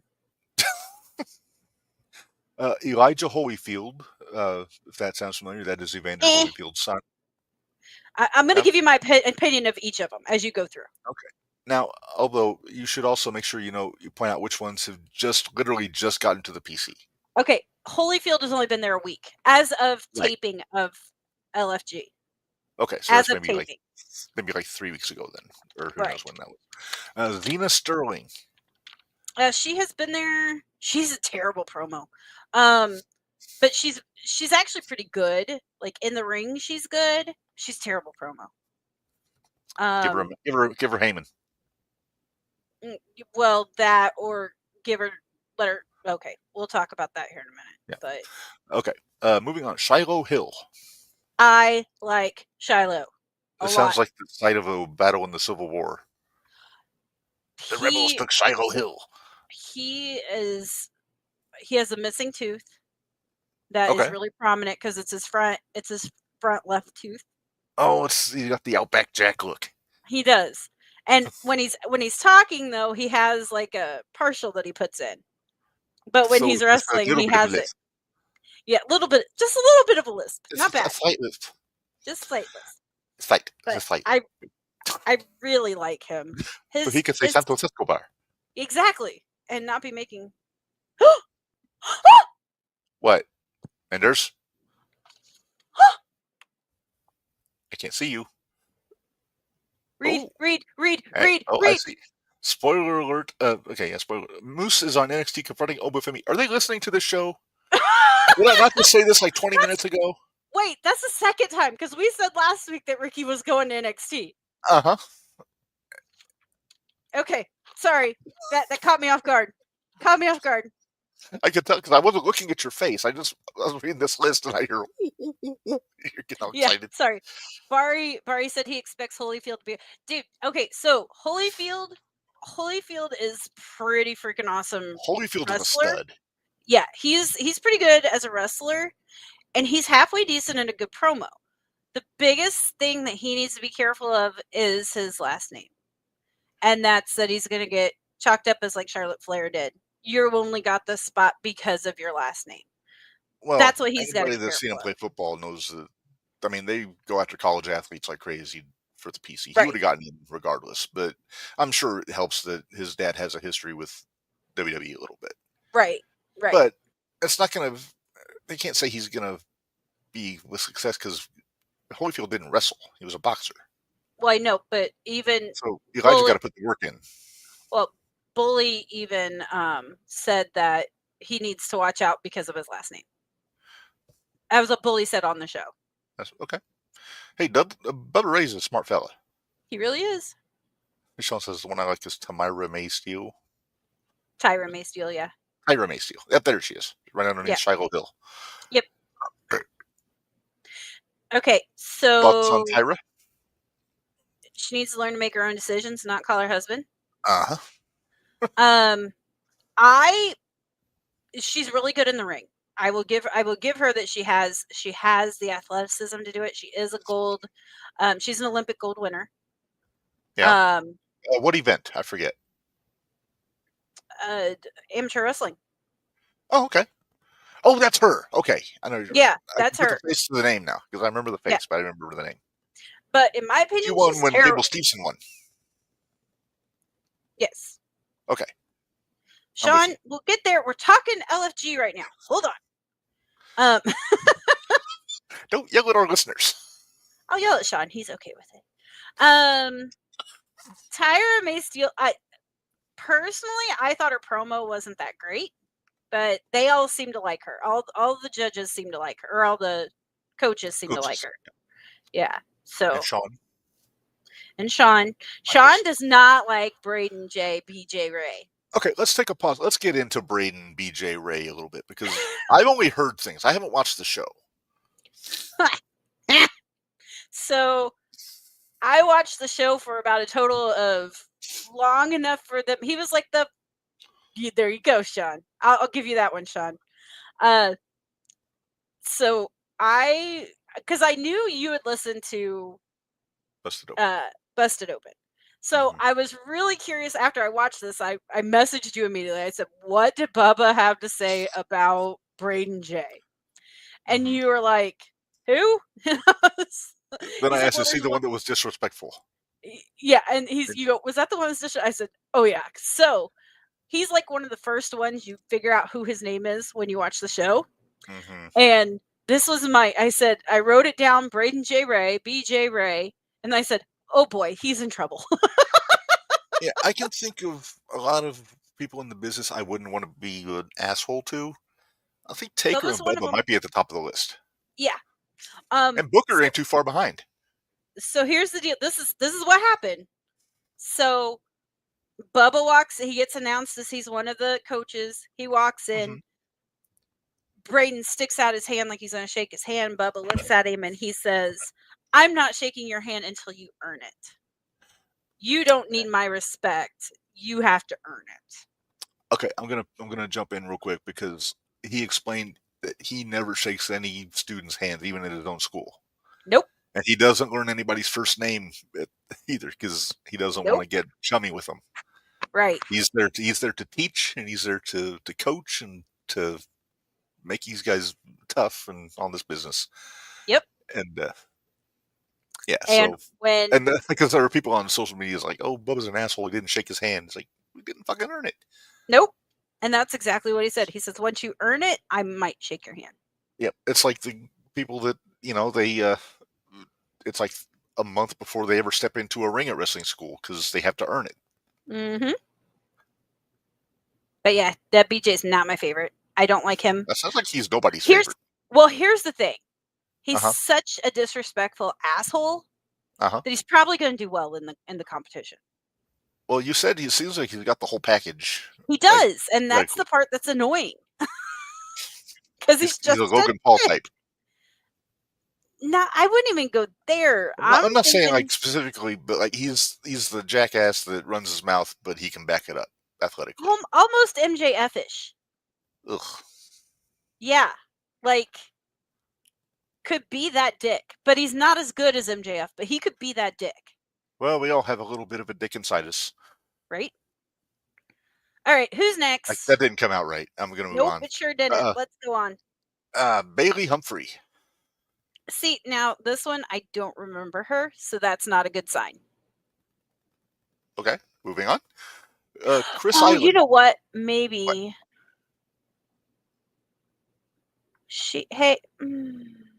What? Never mind. I was trying to think of which one she was, and I'm trying to think if she was the one from Mexico. Bailey Humphrey? There's one from Mexico. And none of their names kind of fit with... Maybe Serena? Might have been Serena. Okay, well, it might have been. Anyway. Right, let's move on. Chris Island, which sounds like a really lousy vacation resort. Terrible promo. Okay. Fair enough. Moving on. Lee Laurel. I like Lee. I like Lee a lot. Lee lady or fella? Lee lady. Okay. That's one of those unisex names. That's why I asked. Power lifter. Okay. So built, very Jordan Grace built. I'll say, is she thick? She's thick. Because I know Bianca can do the powerlifting too, and she's not quite as thick as Jordan Grace. She's thick like Jordan and taller. Okay. All right. That'll work. But she's kind of a picture. Who was the one from NXT that kicked Raquel in the face and knocked her out? It was one of the Japanese ladies. Xia Li? Was it Xia Li? Well, yeah, she's Chinese, but yeah, she did. I think she was big on kicking people. I think it was okay. So picture Xia Li with about an extra 75 pounds on her. Oof, damn. Yeah, she's a big girl. Big girl, okay. But not Piper Niven big. Right. She's fire hydrant. Yes. Gotcha. I hear Noodles doing things. No, that might be Stacy doing things. Oh, okay. You okay? All right. Who's next? Who's All next? right. Serena Linton. It's her first week. Okay. That's actually that is the girl that came out with the Mexican gear. She actually her father was deported. Ooh. Like recently? So I don't think it was super recently. I don't think it's because of everything that's going on right now. I think he was deported, and he was deported on her birthday. Oof. It was really, yeah. And then she started to cut a promo, and the guys were like her first promo was really bad, and then she started cutting a promo about her, not really cutting a promo, but telling the Telling her story story. of her dad, and Take and Bully were both like, "Where was that during your promo? We want that. Oh, that's That's what big. we That's a want." big thing with Bubba. He wants realism. And Yes, he does. So, that was a big thing yeah. with her. But Yeah. like I said, she's only been there a week. Yeah. So, well, 3 weeks probably at this point, but Okay. Danny Sikelski. girl, Right. I believe nope. She wasn't, let's see. Danny, I just have Danny Ray is all I have. So I don't really have anything on her. She Okay. wasn't on for much. You can kind of tell who the ones are that they're pushing because they're the ones that you know a lot about. So Yeah. we'll see how that works out. Yeah. Okay. The one who, from what you've been telling me, I think is your favorite out of this crop, Minderz, Drake Moreau. I really like him. I really like him. He has a very Bray Wyatt feel, and we're talking Bray Wyatt NXT, Follow the Buzzards Bray Next, Wyatt. Katie Bray Wyatt. Yes, he has a very backwoods, swamp people kind of feel to him. No, that's dangerous though, because you don't want to get lumped in as a Bray Wyatt wannabe though. That's what they actually told him, is that Oh, he is it? needs to start making it his own because he is starting to fall into that Bray Wyatt wannabe. Mm, yeah. So we'll see how that works out. I really like him though. I like his look. I like his attitude. He's not like he's not BJ, which is good. Well, that's good. He actually is one that seems like he's going to pay attention. That's good. So I have high hopes for Drake Murrow. Are any of these kids second generation? Like, Evander would be the only, well, or I mean, Elijah. besides Yeah, Elijah, that's a no, different sport. But you know none what of these are second generation. Okay. Not that they've told us yet. Anyway, Okay. I'll put it that way. All right. Next up here, Troy Yearwood. Troy Yearwood. Terrible promo. He's the I'm one. sensing Okay. a theme here. Well, here's the thing. He's terrible promo, but he is the athletic giant in there. He holds all the records right now. Oh, in the PC for all In the PC, he holds all the records right now. How big a fella are we talking? Shelton. Ooh, okay. Kind of, maybe not quite as big as Shelton, but kind of built like Shelton Benjamin. I gotcha. Okay. He's a good cross between Lashley and Shelton. Ooh, damn. Yeah, he's really strong. Like, he has all the physical parts that you need. Mm-hmm. He just needs to get that promo, because his promos are very. He doesn't feel them. It sounds like a lot of these kids they haven't found their personality yet. They haven't. A lot of them haven't. There's a couple that have, but there's a lot of them that haven't. Okay. Tatiana Dumas, I believe is how you told me that name is pronounced. Yeah. I like her. She had a decent promo. She was pretty good promo, but she's kind of lacking in the physical part of it. Okay. So it's kind of like they have one or the other. Yeah. They haven't got it put together yet. Yeah. Okay. Anthony Luke. Now, you mentioned he has kind of a connection to the main roster. He does. He's been there for about a year. Anthony Luke is actually Maxine Dupree's boyfriend. So, and he was actually okay. So the way they had this set up is they had watched their promos, and then they picked 2 guys and 2 girls to wrestle. Mm-hmm. And then it didn't matter who won the match. They were looking at how they sold, how they did their character work in the ring, and all that type of stuff. Can you imagine if Tony Khan was running this and he would only be wanting 5-star matches out of the trainees? No, God. Terrible, terrible, terrible, terrible, terrible. So the two guys that actually, since you mentioned Anthony, the two guys was Anthony and Shiloh. They got to have the match. Those were the two that they really liked. Okay. Shiloh played a really good babyface. The only problem is he needs to be aware of what he's doing in the ring, even when the opponent's coming out and doing their thing too. Like, people may not always be watching the main guy. They might be watching the other guy. You know what I mean? So he needs to be aware of what he's doing It's a all the dance. time. He's got to learn the dance. Right. But Anthony and Shiloh were the two, and it came down to a match between them. Anthony Luke actually had 3 of the coaches say that he was the better one. Mickey was the only one that did not pick Anthony. She actually preferred Shiloh. So, yeah, so he was the one that, because the whole thing to that was that whoever it was, they got to pick Who their who coach their is, trainer right? was going to be. Yeah, who their coach was going to be. So I'll leave it down. I'll wait till the end to tell you about how that worked out. But, and I don't know, who do we have left? Do we have anybody left, or was he the last one? We've got Jasper Troy. Jasper Troy. I have a note about him somewhere. Decent promo. He's a decent promo guy. He's decent in the ring. He just needs some. He just needs to get it figured out. He needs to get it all together. Kind of like a Kenny Calix, like not quite there, but almost there. Okay. And then the last one we have is Penina Tuilepa, and I hope I didn't butcher her name. I think she's going to be my favorite, and I hope she doesn't go home quick, or I hope she doesn't get knocked out quick, or however they're going to work this. I like her. She is another bodybuilder. And we're talking Nyla Rose built. So like a brick shit house. And her promos are very good, but she goes by P Dirty. Sounds like a medical issue. Yeah, right? And I really like her. I really like her though. And I hope she does well. So we were talking about the two people that got to, so you had Anthony Luke and you had Shiloh Hill, who were the two of the guys that got to wrestle. They picked Anthony Luke. Out of the girls, it was Tyra May Steele and I believe Xena Starling. Okay. Xena Starling was a cheerleader. Okay. So she's an athlete.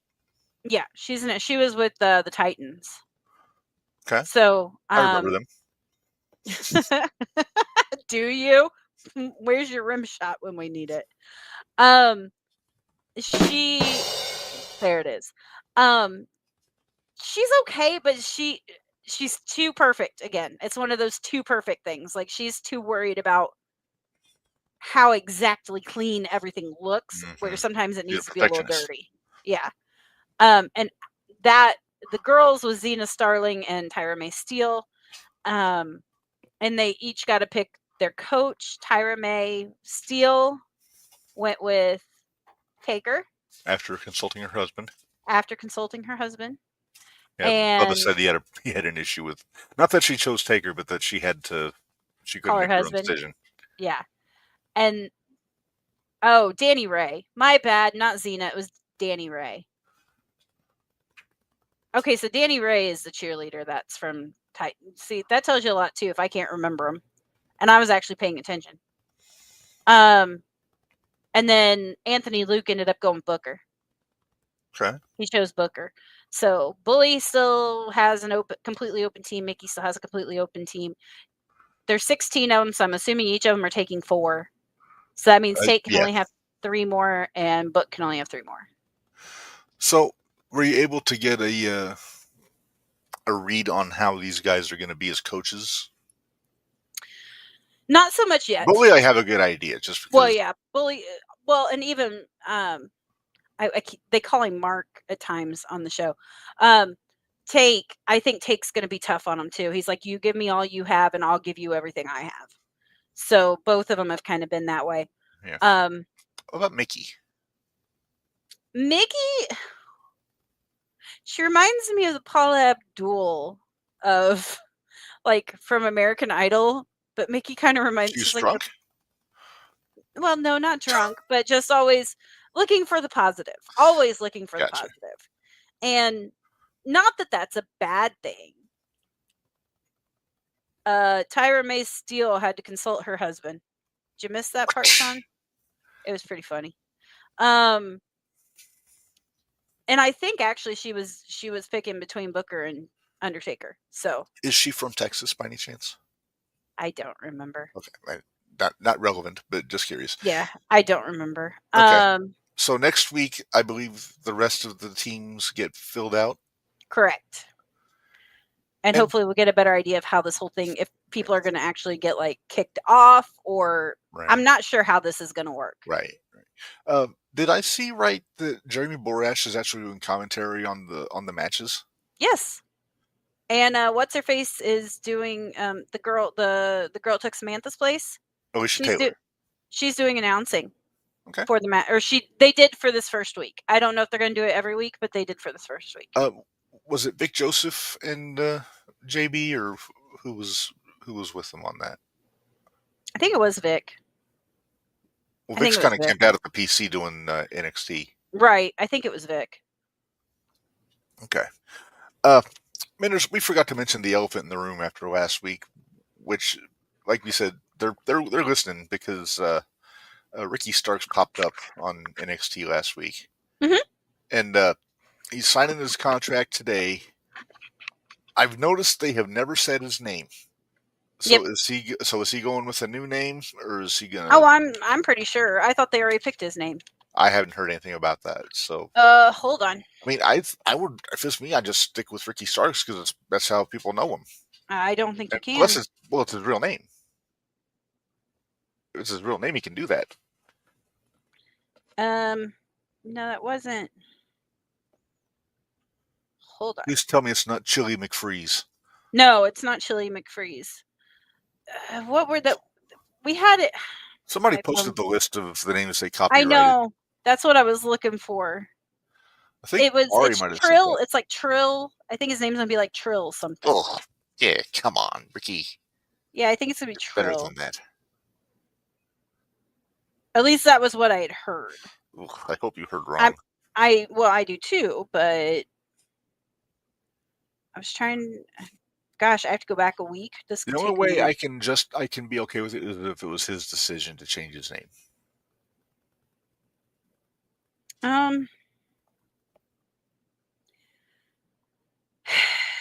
Yeah, I guess. I don't know. I think he needs, if he wants a fresh start, I think that seems like maybe that's what he wants. Let me see. Nope, that was from this past weekend. Don't you dare play the music because I'm gonna find it. Yada yada yada. Hey, how about that Jacob Fatu and the Boogeyman? That was pretty funny. That was pretty good. That was one of the best heels. Oh, I want to ask you about this too. There was a sign at Dynamite last week. Oh. Did you happen to see it? I did not. Said at least AW doesn't have an untalented hack saying yeet. Well, you saw my response to that. I said they got plenty of untalented hacks. They don't need another one. That's true. Well, at least that untalented hack is over. That's true. Okay, wait. I think I'm getting AJ. There we go. Trill London is what I've heard. Trill London. I don't care for it. Although I didn't care for Gunther either, and that's growing on me. Yeah, that one. Braxton, there's not really a good choice. Run down the list for me here, Minderz. I can't even pronounce the one. Osiris? Osiris Griffin. Hayes Jamison. That one's not terrible. Trill London. Ugh. Harley Riggins. Summer Sorrell. Jax I'm guessing Priestley, that's a lady name. Mason Holiday. Draco Knox. Sorry, hang on. Wait. Spell that. Drako. And then Knox. Probably Draco. That wouldn't be for Phoenix, would it? If they kept Penta, I would imagine they'll keep Phoenix with his name. Then we have Tate Wilder, Okay. Braxton Cole, Okay. Chantel Monroe, Okay. Probably a and lady. Aria Bennett. No, I'm not. Well, somebody's gonna be Aria Bennett. All right. Not a great crop of names, but if you want to hear of a You know bad what? crop I of would names, be okay with Draco Knox. mm-hmm. I'd be, and I mean, Trill London's what I've heard. Mm-hmm. Um, Osiris didn't sound horrible. it's Osiris.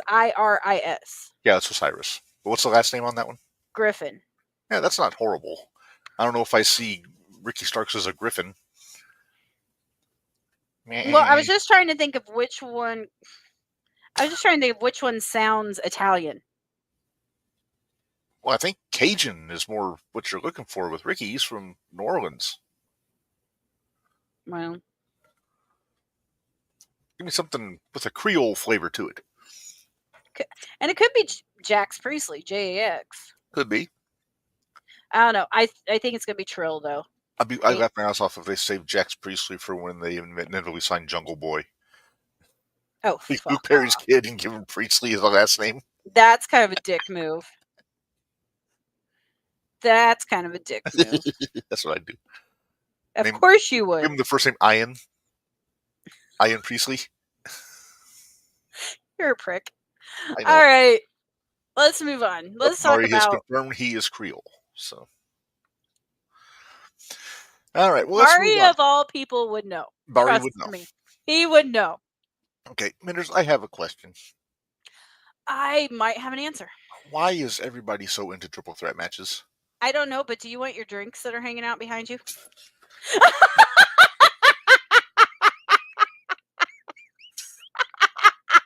That was great. That is canned vegetables, by the way. That's not drinks. Canned vegetables. Okay. I wasn't sure. All I saw were these cans flying back and forth behind your head. I don't know because I hate triple threat matches. I am so worried that they're going to make Punk, Rollins, and Reigns as a triple threat when I do not want it that way. I don't either. It doesn't need to be a triple threat. It just needs Roman and Rollins by themselves. It really does. And then we can get Logan Paul and Punk. There you go. Simple. Print money. Print. Cody gets Cena. My money. With this unsanctioned match at Chamber, they can get Sammy off TV through Mania, maybe. Owens beats the piss out of him, then to get Owens and Orton. I don't know. So let's let's go back to this. All right. So Uso has picked Gunther. Charlotte has picked Tiffany as of SmackDown. Oh, did she officially pick Tiffany? She officially picked Tiffany on SmackDown. Okay. The winner of the Chamber gets Rhea. Right. Winner of the Chamber gets Cody. Okay. All of this stuff down here is still up in the air because Punks and Seth, Drew and Priest, and Logan are all in the Chamber match with Cena. Right. So we don't know what's going on until that match happens. Then you got, I don't have AJ on my list here, but it seems like they're going towards Braun versus AJ at Mania. Or it's I'm okay with. I'm good with it. Hey, AJ was like Fonzie last night when Braun whipped that T-shirt at him. He just. Yep. I saw it. I noticed. And am I the only one that was really hoping that Gunther was going to clean Pat McAfee's clock? Mm-mm. Mm-mm. I like how when Jay came out and Pat started eating at him, Cole's like, "Will you stop that? You're going to get us killed." Right. And again, I miss Wade being on Raw. I miss Graves. I miss Graves. I miss Graves Wade. did a heck of a job on NXT though on Vengeance Day. Yeah, he did. I You know what? Maybe I'd be happy if it was Vic and Corey and get Booker off commentary.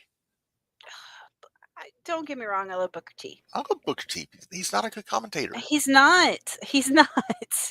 He bugs me on commentary. Send him to AEW. Let him be on the booth with Tony. No. No. I love my job. Oh yes, man. You know, stuff like that. Huh? Sean says Tiffany and Trish are teaming up the chamber. I think against Nia and Candy. Ah, okay. Wait, Trish? Like It's in Stratus? Toronto. It's in Toronto. Oh, that makes sense. That makes sense. Yeah, that makes sense. Yep. I'm good Okay. with it. They haven't announced a lot of matches outside of. I think they only announced the 4 matches so far. The unsanctioned match, I almost said Triffany. I guess that's the name of their tag team. And Yep, then Tiffany. the 2 chamber matches. 2 chamber They matches? usually do 4 or 5 matches, so they might announce one more this week before the chamber. I don't know what I'd want it to be, though. Maybe a rematch, DIY and the Guns. I don't think so. I don't think they'll do that. I think. Well, I said maybe, but yeah, it's. Well, I think they need to do something with Chelsea Green. You mean Oh, Madam no. President Chelsea Green? Yes, Madam President Chelsea Green. She's not in the. No, she's in the chamber, isn't she? Is she in the chamber? Yeah, she is in the chamber because Piper didn't make it to the chamber. Right. Okay, so then we need to go with who's got the other belt over there? Lyra. No, not that one. Because Lyra's got. No, who's got the men's? Who's got the U.S. title? Shinsuke. Shinsuke. I think we need someone with Shinsuke. Yeah, get Shiny a match. Yep. By the way, just as we didn't really get into the match on Raw, has anybody heard any updates on Ivy Nile after that bump she took Holy last night? shit! That 'Cause finish was I rough. have to think that was an audible because I don't know why they'd have her lose that match if she wasn't hurt.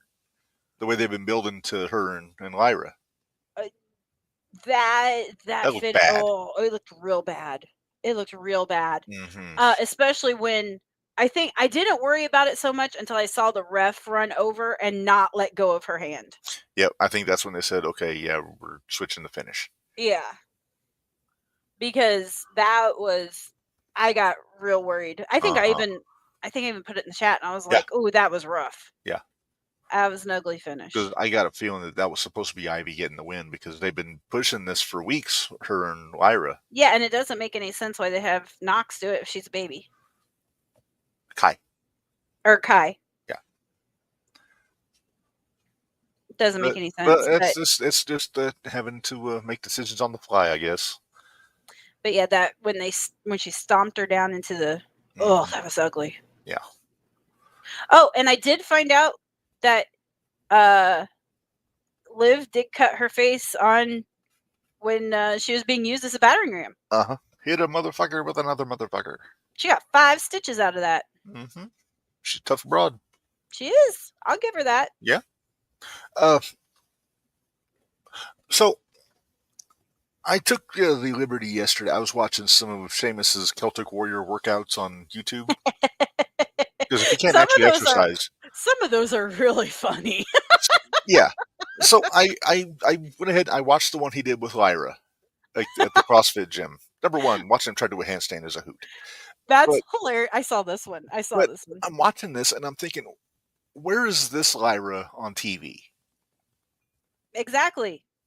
I mean, she was funny. She had charisma. She was engaging on this video, and then goes to Raw last night, and she's just sitting in a chair watching with a smile on her face.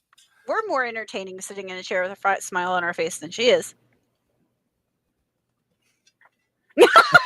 As we both go back to our resting bitch faces. Well, I just wanted to put that out there. Definitely watch some of those Sheamus workouts because they're fun, and they make you fucking sore. Yeah, just watching them makes you sore. Yeah, but I mean, if I never see another burpee again, it'll be too soon. I was say her trying to get Sheamus to do a handstand. That was chef's kiss. It was gold. Liked it a lot. Oh, shamey. All right, so Raw. We're still not finished with Raw. We're not finished with Raw yet. We didn't get a sneak attack at the end of the show. I noticed that. I actually said I was waiting for it. I'm not gonna lie, I was waiting for it. Go ahead. How good is the New Day? I can't think of a better heel team right now. But here's my question: why have them get beat down 3-on-2 by baby faces? I don't know. They should. This is the thing with what Trips has been doing with that show lately. Mm-hmm. I've learned I think Trust my the biggest process. thing that I've learned is you just got to trust the process. And it might not make sense now, but it will. I was half expecting Odyssey Jones to come back out and be their Mm, heavy. I don't think he's going to come back out, but they did mention Big E again. They did. Because they said in the promo something about he just need to keep his ass at home. Right. His lazy ass. His lazy ass. So that just tends to make me believe that he's going to come up with a team that he's going to be like the manager for. Right. To maybe go after him. I don't know. Tito Santana Powers of Pain situation. There you go. But then I had a really bizarre outside of the box thought, which I don't think will happen. But Dominic is pushing Finn to add members to the Judgment Day. Mm-hmm. What if it's the New Day? I don't think it'd be the New Day. I don't think it would be either, but imagine Dom and Kofi and Xavier in the ring together trying to cut a promo. God. No one could speak. No one would be able to speak. They'd have to do the Sammy Guevara gimmick with the cue cards. Yeah. Which was dumb. But anyway. So yeah, that's a bizarre left brain idea. Like, what if that happened? But I don't think it would. I mean, New Day's the New Day, and that's all they need to be. I'm still with your thought plan that's going to be Malachi Black For the Judgment Day. Don't you think?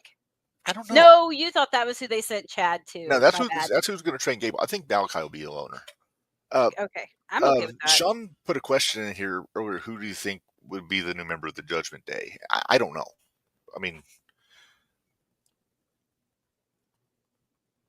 what if it would be AJ? Well, I mean, he's got the history with Finn. That would make sense a little bit, but I mean, he doesn't fit the vibe of the Judgment Day. Because AJ's a country boy from Georgia. He's not street trash like Judgment Day claims to be. All right, who's street trash? Let's go through Let's see. I get my thinking music. No, don't get your thinking music. We're good. We don't need the thinking music. No such luck. I just don't know. I don't know who they're going to add. Would it be? It's got to be somebody with a name. It can't just be another jabroni. They got Carlito for that. Exactly. So it's like for a while I thought maybe Santos. Oh, Santos?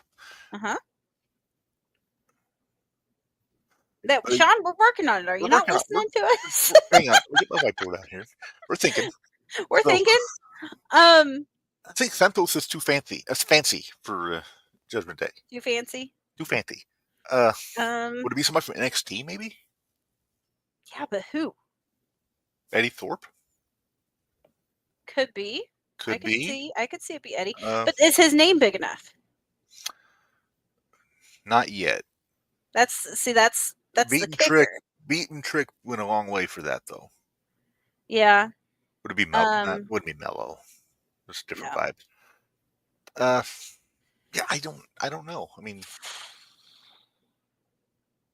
it's sorry, AJ. Where are our crew? Where's our crew that share the brain with us? Oh my goodness. Yeah, I want to think on this, and hopefully next week I can have a more informed. Well, because Finn keeps saying no one. Right. Dom wants somebody. No new members, he says. But Dom and Liv, who would Liv want to add? Well, could part of that be where Liv wants to add Naomi? Maybe. But Barry, do they need another female though? I mean, they got. I don't think so. Liv and Raquel get the tag belts. That's all they really need. Barry, we need to know, who do you think's going to join the Judgment Day? I love how he just answers, "Huh," and we repeat the question. Well, he only listens half. Today. He only half listens. He's a little under the weather today. Oh, that's true. That's true. I forgot. He's all congested and crap. Mm-hmm. But could it be Miro? Could it be for somebody from TNA? Who? See, EY? You keep asking these logical questions. EY? Macklin? Ooh. There's a possibility. There's a possibility. Josh Alexander. Again, he's not street trash. That's true. Jake something.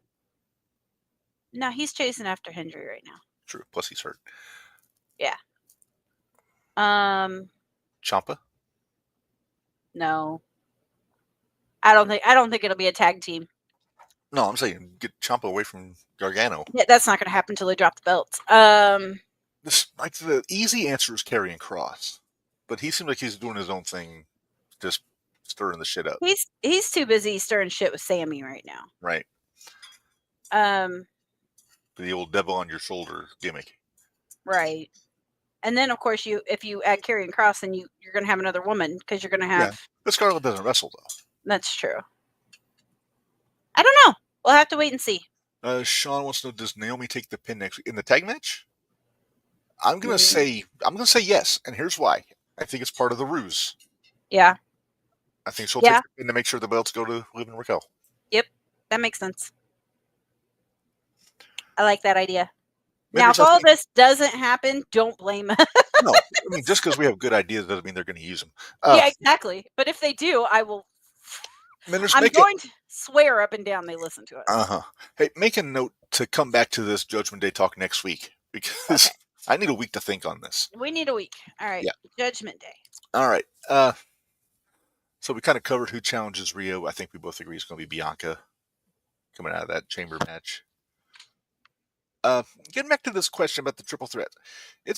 I know it's funny to say lazy booking, like Cornette says and all that, but it really is. I mean, a story. I think the stories are better told 1-on-1 or tag team, like 2-on-2. Right. When you have two, like the Rollins and Roman story writes itself, and throwing Punk in there is just throwing a turd in a punch bowl. Not a knock on Punk, but he's getting shoehorned in there. Right. And he doesn't need to be. No. The Penta Pete Dunne Kaiser thing you were talking about last night, that makes sense for a three-way because they all have a beef with each other. Right. Oh, I hope I can find that reel again to send it to you. I saw a reel today of Kaiser and Gunther back when the first night they met. And Kaiser's like 16 and like Gunther's like 18. It's crazy. They look so young. Truth. Yeah, dude. Put him back in the Judgment Day. It's scary. It's scary. Do you think it's in the title match? When do you think Naomi reveals herself as the attacker? Not until Elimination Chamber. I think it's after Elimination Chamber. After Chamber. I think it's the SmackDown Probably after. the SmackDown after. And I don't think Naomi's the one that does it. I think Jay does it. I think Jay comes out, has another camera angle of Naomi shooting the picture. Yeah. And then attacking Jay. There are wrinkles here. There are. There's levels to how my brain works. Which is frightening. It is a little frightening. Let's see. What else happened on Raw last night real quick? Let's see here. We get Seth Rollins. This is lattice sweater. With his lattice sweater. Qualified for the chamber. Mm-hmm. Hell of a match, by the way, up until the finish. Why? Just why? The same person freaking won. Why didn't they just call it at the end? Now here's my thinking here. So the big controversy is that Seth didn't get his shoulder up in time, and the referee pulled his hand back on the 3 count. No, Seth wasn't pinned. Finn was pinned. No, I'm not talking about that. I'm talking about the false finish before that. Finn was pinned, not Seth. No. Yes. Yes, because Finn went after the ref. Or not Finn went after the Seth went after the ref. I think we were watching this different because I need to see proof because I could swear that Seth was the one getting pinned. Hold on. I'm getting there. Hopefully we don't get in trouble for this. As long as it's a short clip, I think we'll be all right. Okay. Well, let me find it. Because it was Seth. That's the whole reason that I asked, why did they even do this? Because it was the same finish. It was the same winner. So why didn't they just go ahead and end it?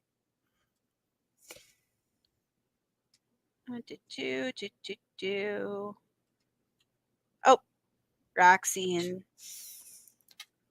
New Day. Sean, yes, I do. I think Jade's the one that comes out and smartens everybody up. Okay, let me see. It's about right there, maybe? Nope, further. Okay, it was before that. Wait, maybe it was.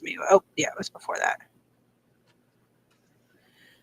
I think. Hold on. I'm trying to find this. This is riveting. I'm sure it is. Hey, why Hang don't you tell people who we have as a guest next week?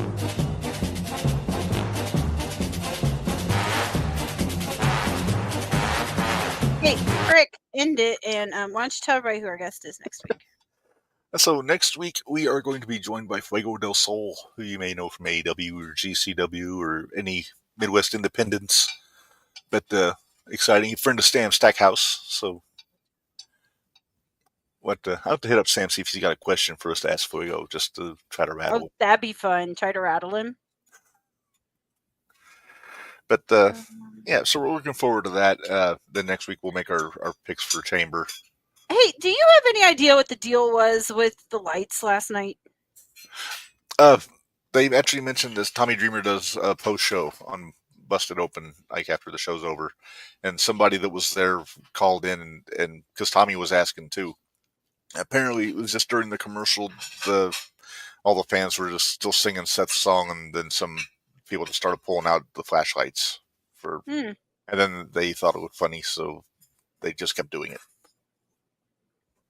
When do you think Jade returns? I would like to say like the Friday after Chamber, but I could be wrong on that.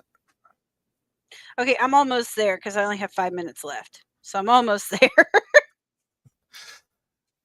This segment is called Minderz Fast Forwards Through Raw on her telephone. Right? Exactly. That's what it's called. Wait, was that it? That was it right there.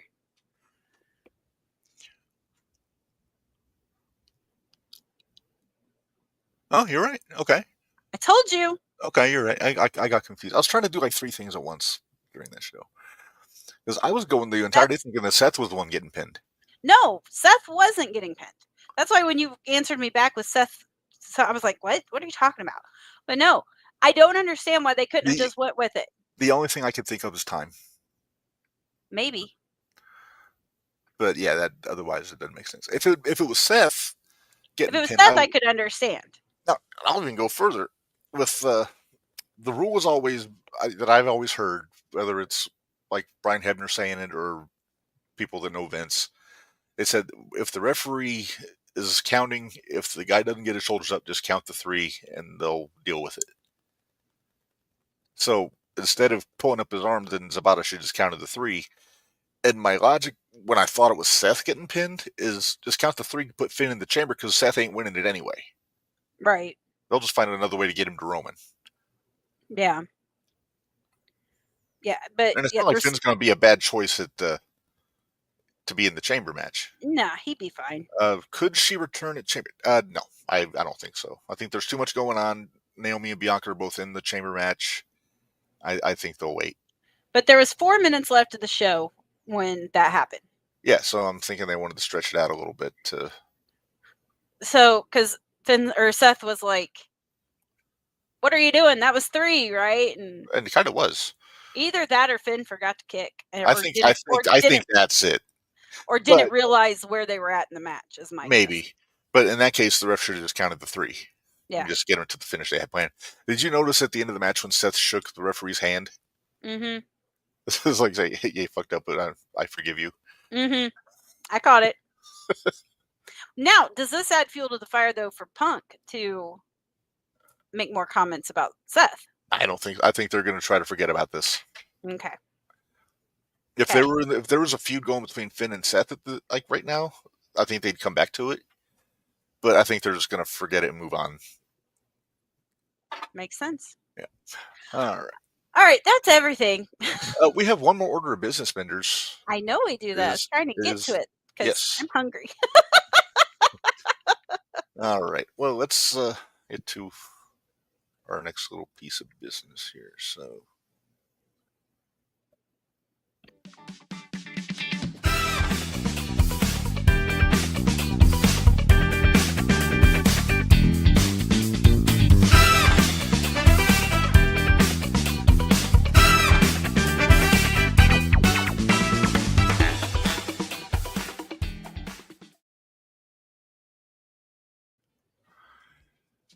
All right, so we are going to be doing our PWI flashback for this week. As soon as I can find the picture. Hey, I have a question. Shoot. On the bottom of our list of stuff. Uh-huh. Why is there music still playing in the background? Oh, I'm trying to add ambience. Oh, are you? Okay. It just kind of... What was the should have had 3 refs to hook them up? Oh, that was just my notes for as I was watching NXT. So I remember to bring it up. Oh. That's the thing for the strap match, for having the 2 referees. Ah, gotcha. Okay. All right. So. Okay, turn that down a little bit. A little bit. All right. It's catchy, though. I'm going to have head bobbing through it. This is going to be fun. All right. All right. So we are discussing this week 40 years ago, Minderz. Damn. This is the June 85 issue that was basically done in February of 85. You were what, 3? Were you born? Yeah, you were 3. I was 3 years old at this point. I was 4. 3.5, technically. I was 4. Yeah. Let's see how many of these guys we remember. All right. So, Minderz, you'll be glad to know we have a tag team list. We got most popular, most hated.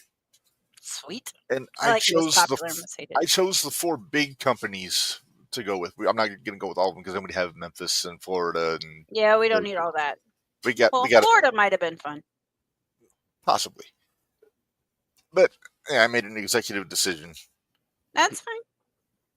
All right. So anyway, let's start with our top 10. Okay. All right. So number 1, you got the champ, Ric Flair. Okay.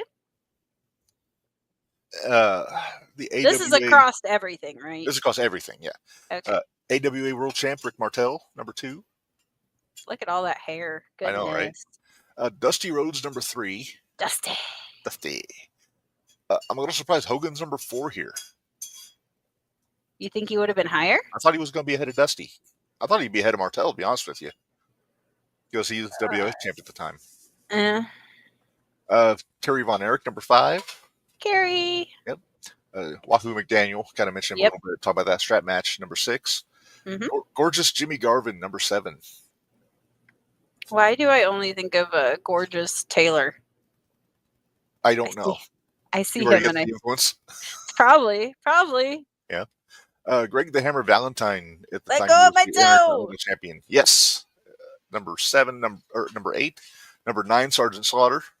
Sarge. And then number 10, the man with the hands of stone, Ronnie Garvin. Ronnie. Hey, you know what? Speaking of Ronnie Garvin. We need to pick our who's whooping who for next week, too. Actually, I've already got it figured out. Oh, do you already have everything done? I do. Sweet. And I'm not telling you. I want it to be a surprise. Oh, jeez. Okay. Somebody current versus a legend. All right. As usual. Which is the idea of why we came up with this. Right. Because we want one where there's no chance there was ever a matchup in the past of these 2. Correct. All right. Well, let's move on here. Tag teams. Okay. All right. Number 1, Road Warriors. Shocker. No big surprise there. Dusty Rhodes and Manny Fernandez, number 2. They were the NWA champs at the time. Okay, this is the block of expresses coming up here. We got the U.S. Express at number 3. Okay. Wyndham and Rotunda. Mm-hmm. The Midnight Express, number 4. Yes. And Rock and Roll Express, number 5. Woohoo! The Long Riders, Black Bart and Cowboy Ron Bass, number 6. Ivan and Nikita Koloff, number 7. I was like, who is that? Jay and Mark Youngblood, number 8. Okay. Jay, you might remember, he was Steamboat's tag partner in Carolinas in the early 80s. Yeah. The Fantastics are number 9. Nice. And then Ole Anderson and Thunderbolt Patterson are number 10. Jeez. This is right before Ole turned heel again and joined up with Arn. So good. Yes, very.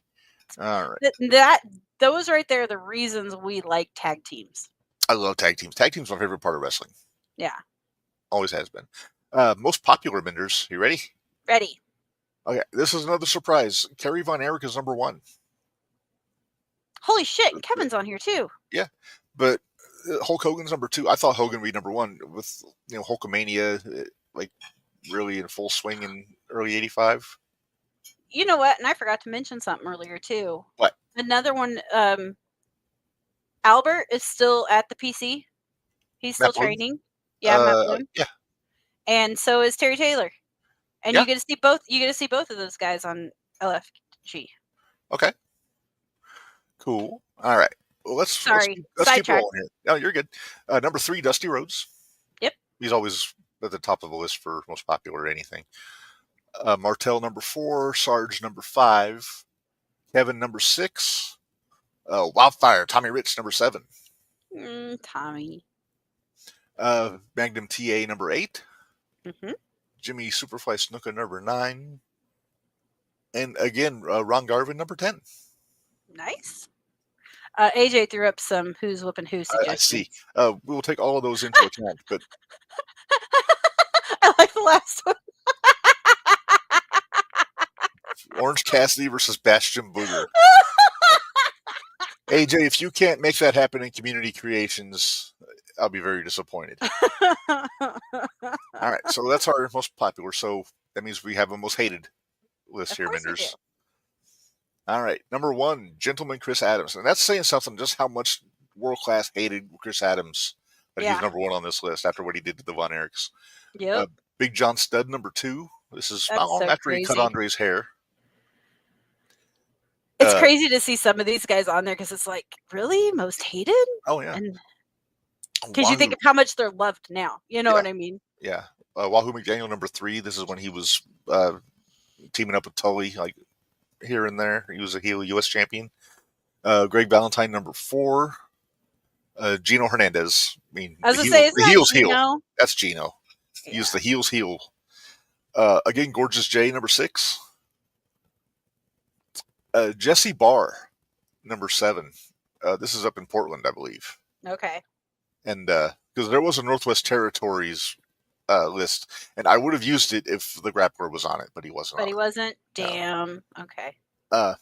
Ted DiBiase, number 8, which seems really low for Teddy in '85. It does. He was a heel in Mid-South.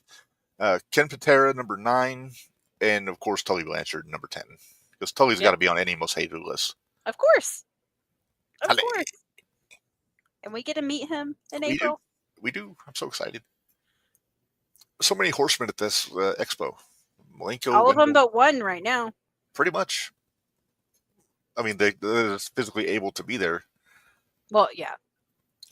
All right. Unless we have Paul Roma. I don't know. I doubt it. Yeah, I doubt it. All right, let's move on. WWF top 10 here. Okay. All right. You got the champ Hulk Hogan there on top. Mm-hmm. Greg Valentine, the IC champ, is number 1 contender. Followed by Big John Studd, number 2. My guy, Tito Santana, number 3. There's your guy. Yep. Ken Patera, number 4. Nikolai Volkov, number 5. Snuka, 6. Roddy Piper, 7.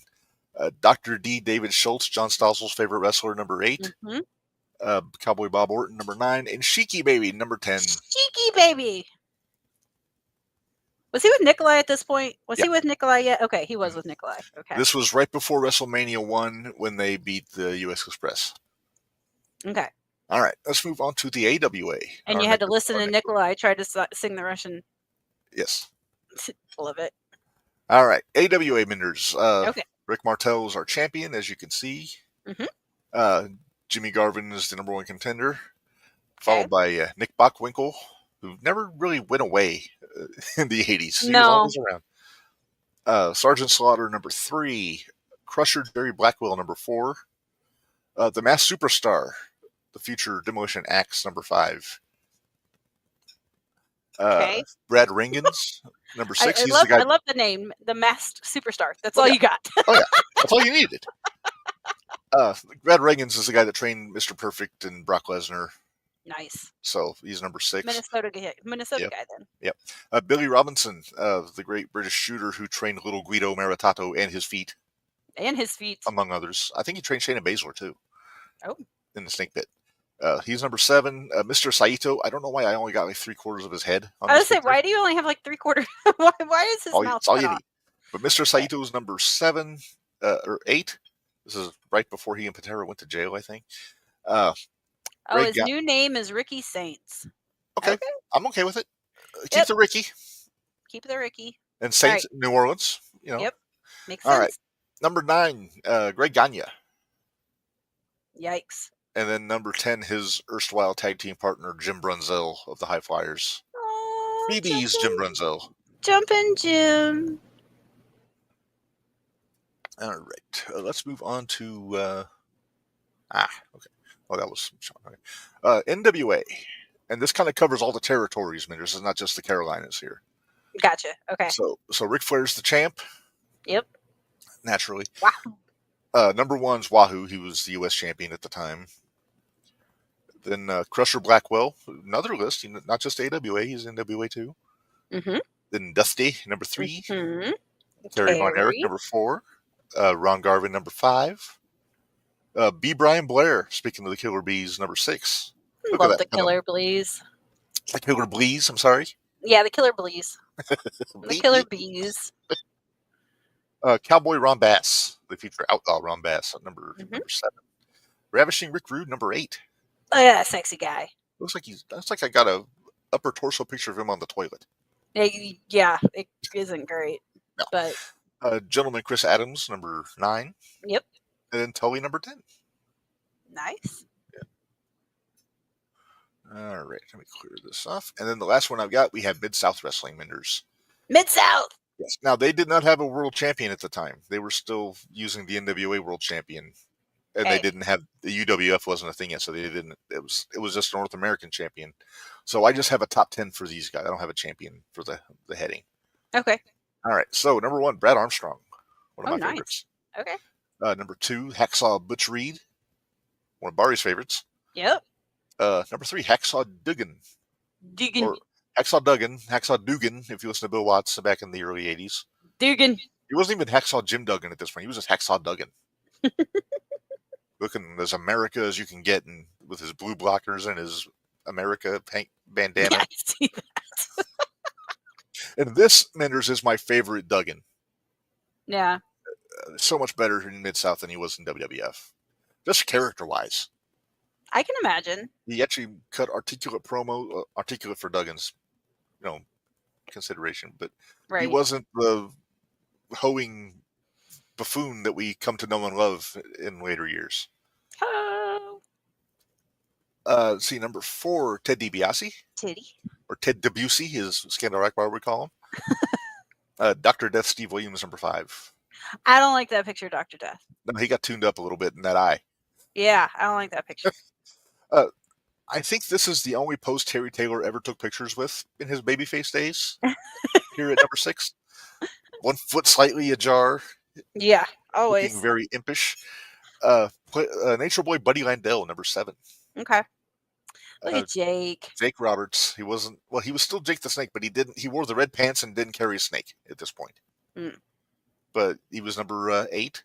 The Big Cat, Ernie Ladd. Do we get to meet? No. Ernie Ladd's been dead for years.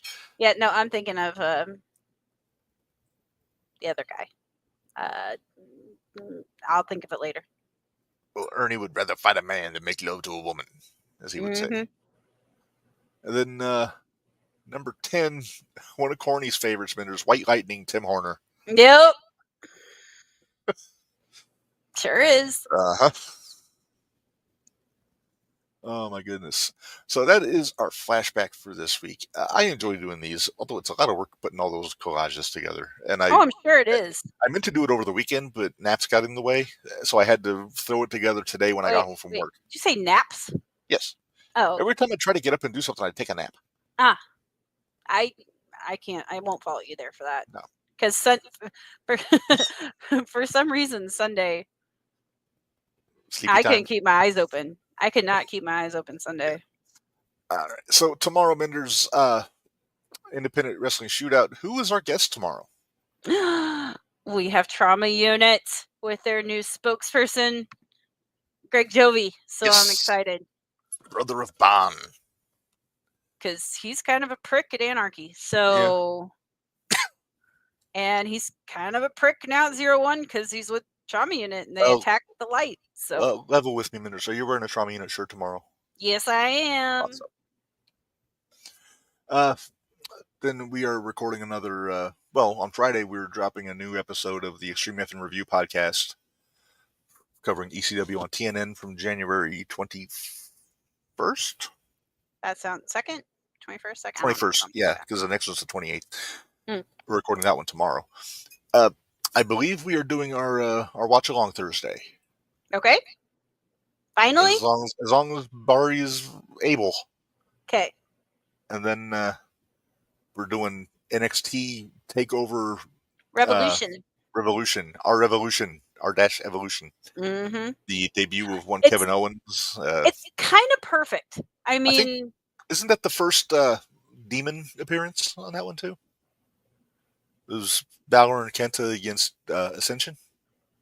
I have to double check. I don't remember. I think it was, but I'm not sure. I don't think so. Okay. But then also the main event on that one was Sami Zayn against Neville for the NXT Championship. Yes. And then, then like I said, next week we got Fuego del Sol here on JTR. Guest to be determined on the Shootout. And then... is it? We don't have anybody? I don't think we have anybody yet. Okay. Don't forget to check out our merchandise, ProWrestlingTees.com/JTR pod or BrainbusterTees.com/JTR. Get some cool shit there. Brainbuster Tees, you got the sweatshirts and the hoodies and the fanny packs and pants, all that kinds of stuff there. Did you notice it says "Lead me not into temptation"? Oh, who am I kidding? Follow me. I know a shortcut. Very nice. So, Sean, we got you, man. Ricky Saints. He's really making sure we know that one. Yep, but that's fine. I'm okay with it. I'm good with it. Yeah. All right. I'll watch it tomorrow. So. Yep. All right. Well, Minderz, let's get out of here. You said you're hungry. I think I got some grub waiting on me as well. So we'll get out of here. And don't forget to join us tomorrow for the Shootout. And until next time, for Minderz, this is Reb. Reminding y'all, life is hard, work stiff. R.I.P. Harley Quinn. We'll see you guys next week. Thanks, guys.